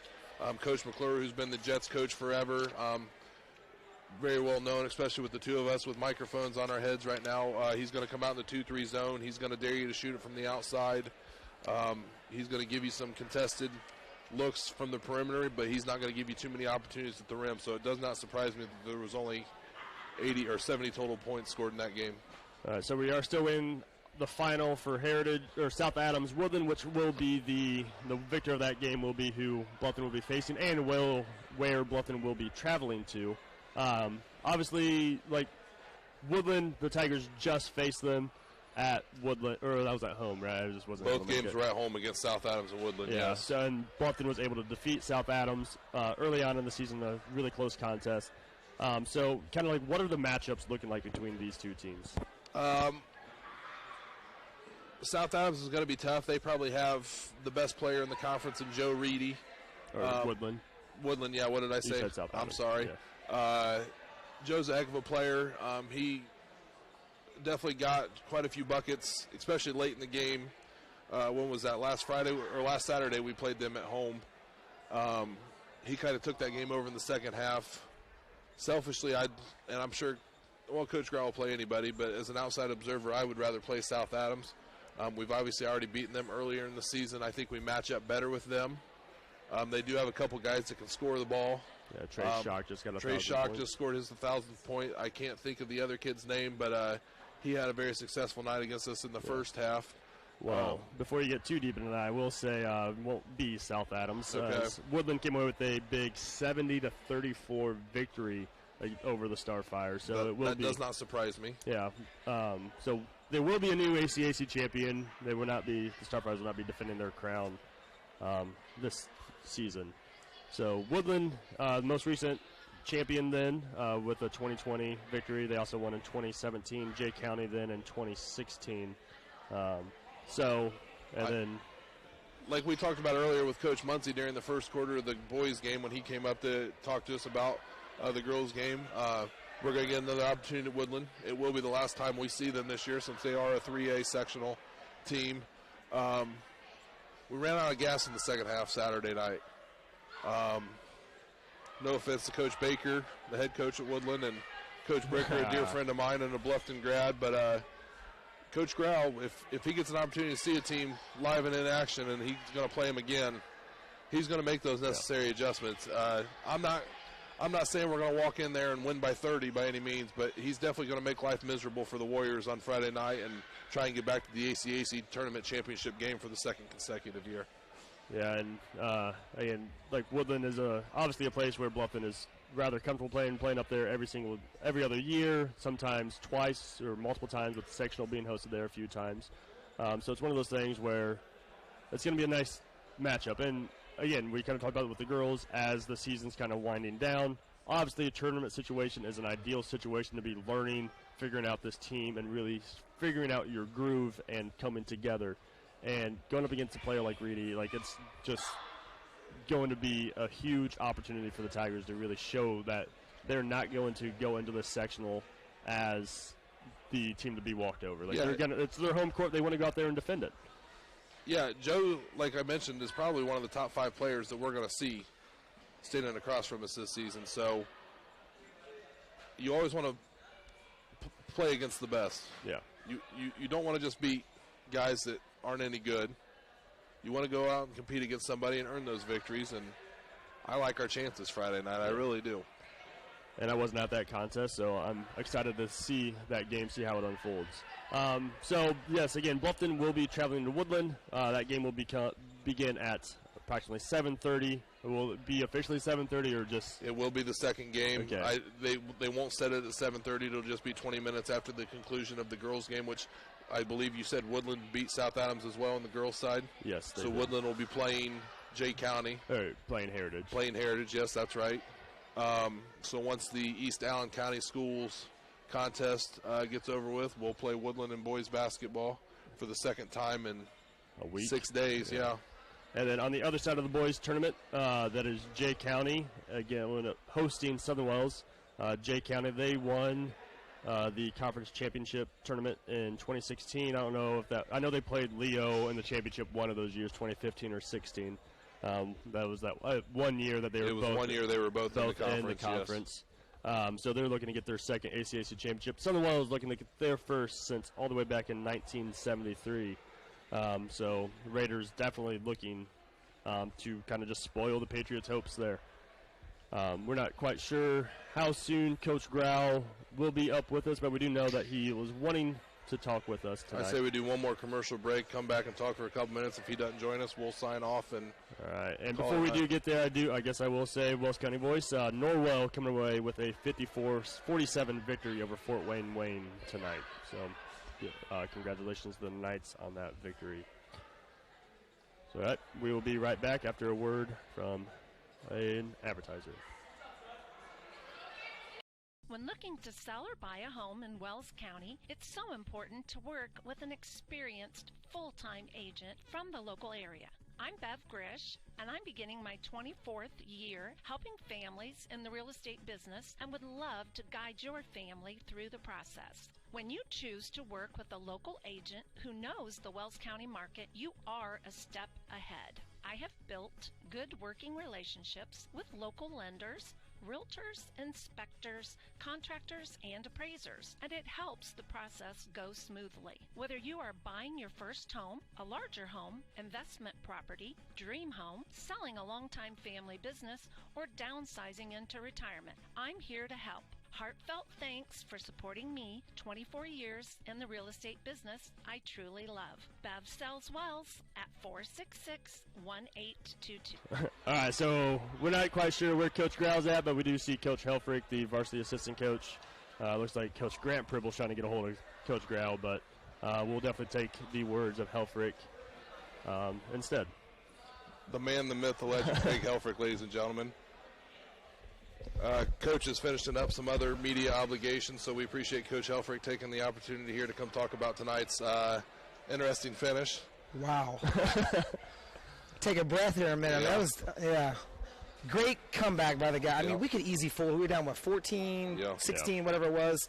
And honestly, like, early in the year, middle of the year, we would have folded. These guys battled. Guys stepped up tonight that have not stepped up yet. We need more than one or two guys to do that. I pleasantly surprised by my dear friend Carter McConnell. I was joking with Michael before the last commercial break about how if he'd have told me Carter was going to get 20 points tonight, I told him he was nuts. I saw it last year, obviously, when I was on the staff, that he's got flashes of those capabilities, but was that a focal point coming into the game to get the ball inside to Carter early, or did it just something that the opportunity arose and you guys said, hey, let's attack this? Well, we talked about, like, their height. I mean, they had some height compared to us, but Carter really has been doing a better job attacking the basket. So we did want to get the ball to him, and we saw early in the game when they couldn't stop him. I mean, he had other opportunities to get and ones and just miss a couple layups, but we kept saying, dude, post up, give him a low block, and things are going to happen. So it was big for him. We need him to do that every game. Correct. And I think he can do that every game. So it was good. Attacking the rim is definitely a focal point of our offense, and that showed there in the second half because we did get Heritage in foul trouble, especially with the big guys. Lepper and Kaiser both fouled out. Do you have our free throw percentage, Michael? Was it something that's worthwhile here? I know Max was 8 of 10. Fletcher was 2 for 2. Andy was 3 of 3, and then Carter was 3 of 5. So we went to the line more than we know. I mean, that's what we have to do. We have to attack the basket and get to the line because we told these guys, they can shoot free throws. We just got to hit them. So tonight it was huge, and I thought we stopped. Saylor got frustrated tonight. I thought Harrison did a good job on him, and that was I think that was a big part of the game too because he didn't go off. So we kept their guy under control. We played hard. Other guys that haven't played much stepped up too. Eli Garrett hit a big three. The wingers played okay. So that's what we need the rest of the year to get all these guys going. I agree. Coach Grau was done with his other interview, so he's going to tag in for Coach Helfrich. We appreciate him coming up for a moment and joining us. Coach Grau, congrats on that victory. Thank you. That was a lot of fun. It's always fun to come up. It wasn't fun for a long time. It was fun at the end. It wasn't, but it's always fun to come up to the house that Gretchen Grau built. I don't know Gretchen's maiden name, but she was a state champ here. Albersmeyer. Okay, for the Lady Patriots back in 1982. I did see her coach sitting in front of her tonight as well. So she is definitely a legend. Yeah. Here. So it was good to see Coach Gilbert. So yeah. All right, so let's get talking here. We'll ask you a couple questions about the game, then we'll get out of here so you can get home and rest up in anticipation of Friday. We were talking with Coach Helfrich about Carter. You want to take an opportunity to talk about him or anything else about that game? Obviously Carter was huge. I haven't seen the scorebook tonight, so I don't know how many he had. We had him for 20. Okay. I mean, I don't know how many rebounds he had. He probably had a double-double would be my guess or close to it. He was just huge. He just was a workhorse all night. He went at guys. He didn't give in. Even when he missed shots, he went after them a second and third time.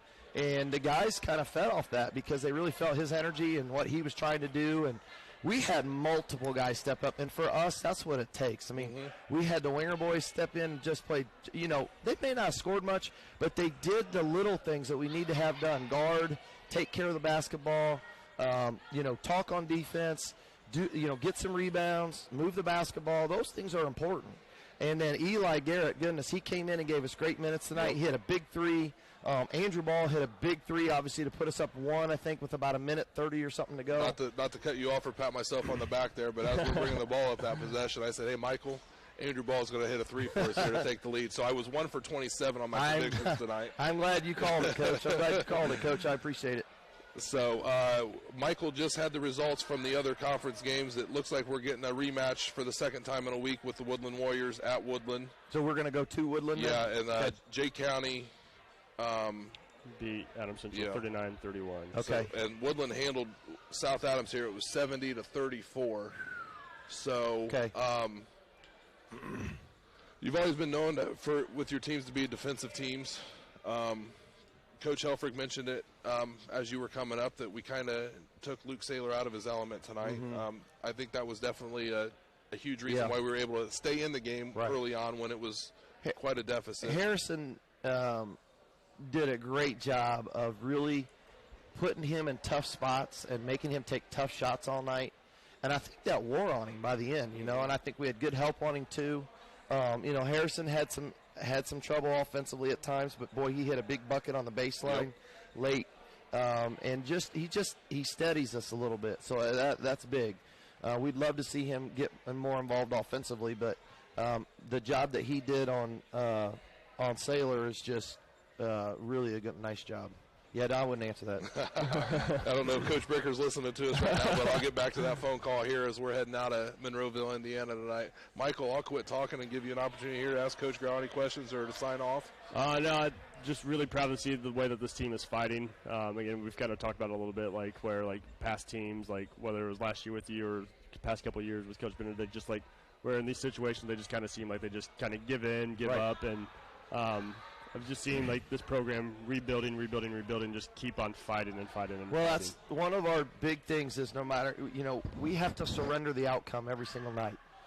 Can't worry about whether you're going to win or lose. You just have to fight and compete. And if we can do that every night, we'll have opportunities to get better. And that's what we want to do, just improve and get better every night. And, you know, our guys found some way to win tonight. I mean, they just found a way.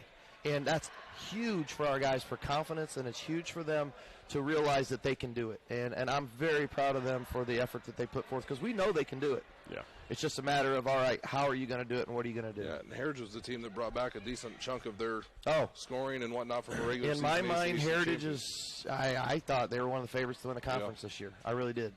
And I still think that they're one of the better teams. They're a load. They're hard to handle. Yeah, just competitive. They're a good team. Just competitive conference, as now just the 4 of you guys remaining here in this tournament. So good luck on Friday. Thank you. We're looking forward to covering that game as well. All right. The girls before us are going to be who? Heritage Woodland. Heritage Woodland, yeah. Yep. Okay. And we're playing at Woodland. Okay. Yep. All right. So congrats on the win. Good luck on Friday. Thanks, guys. Appreciate you covering us. Yep. All right.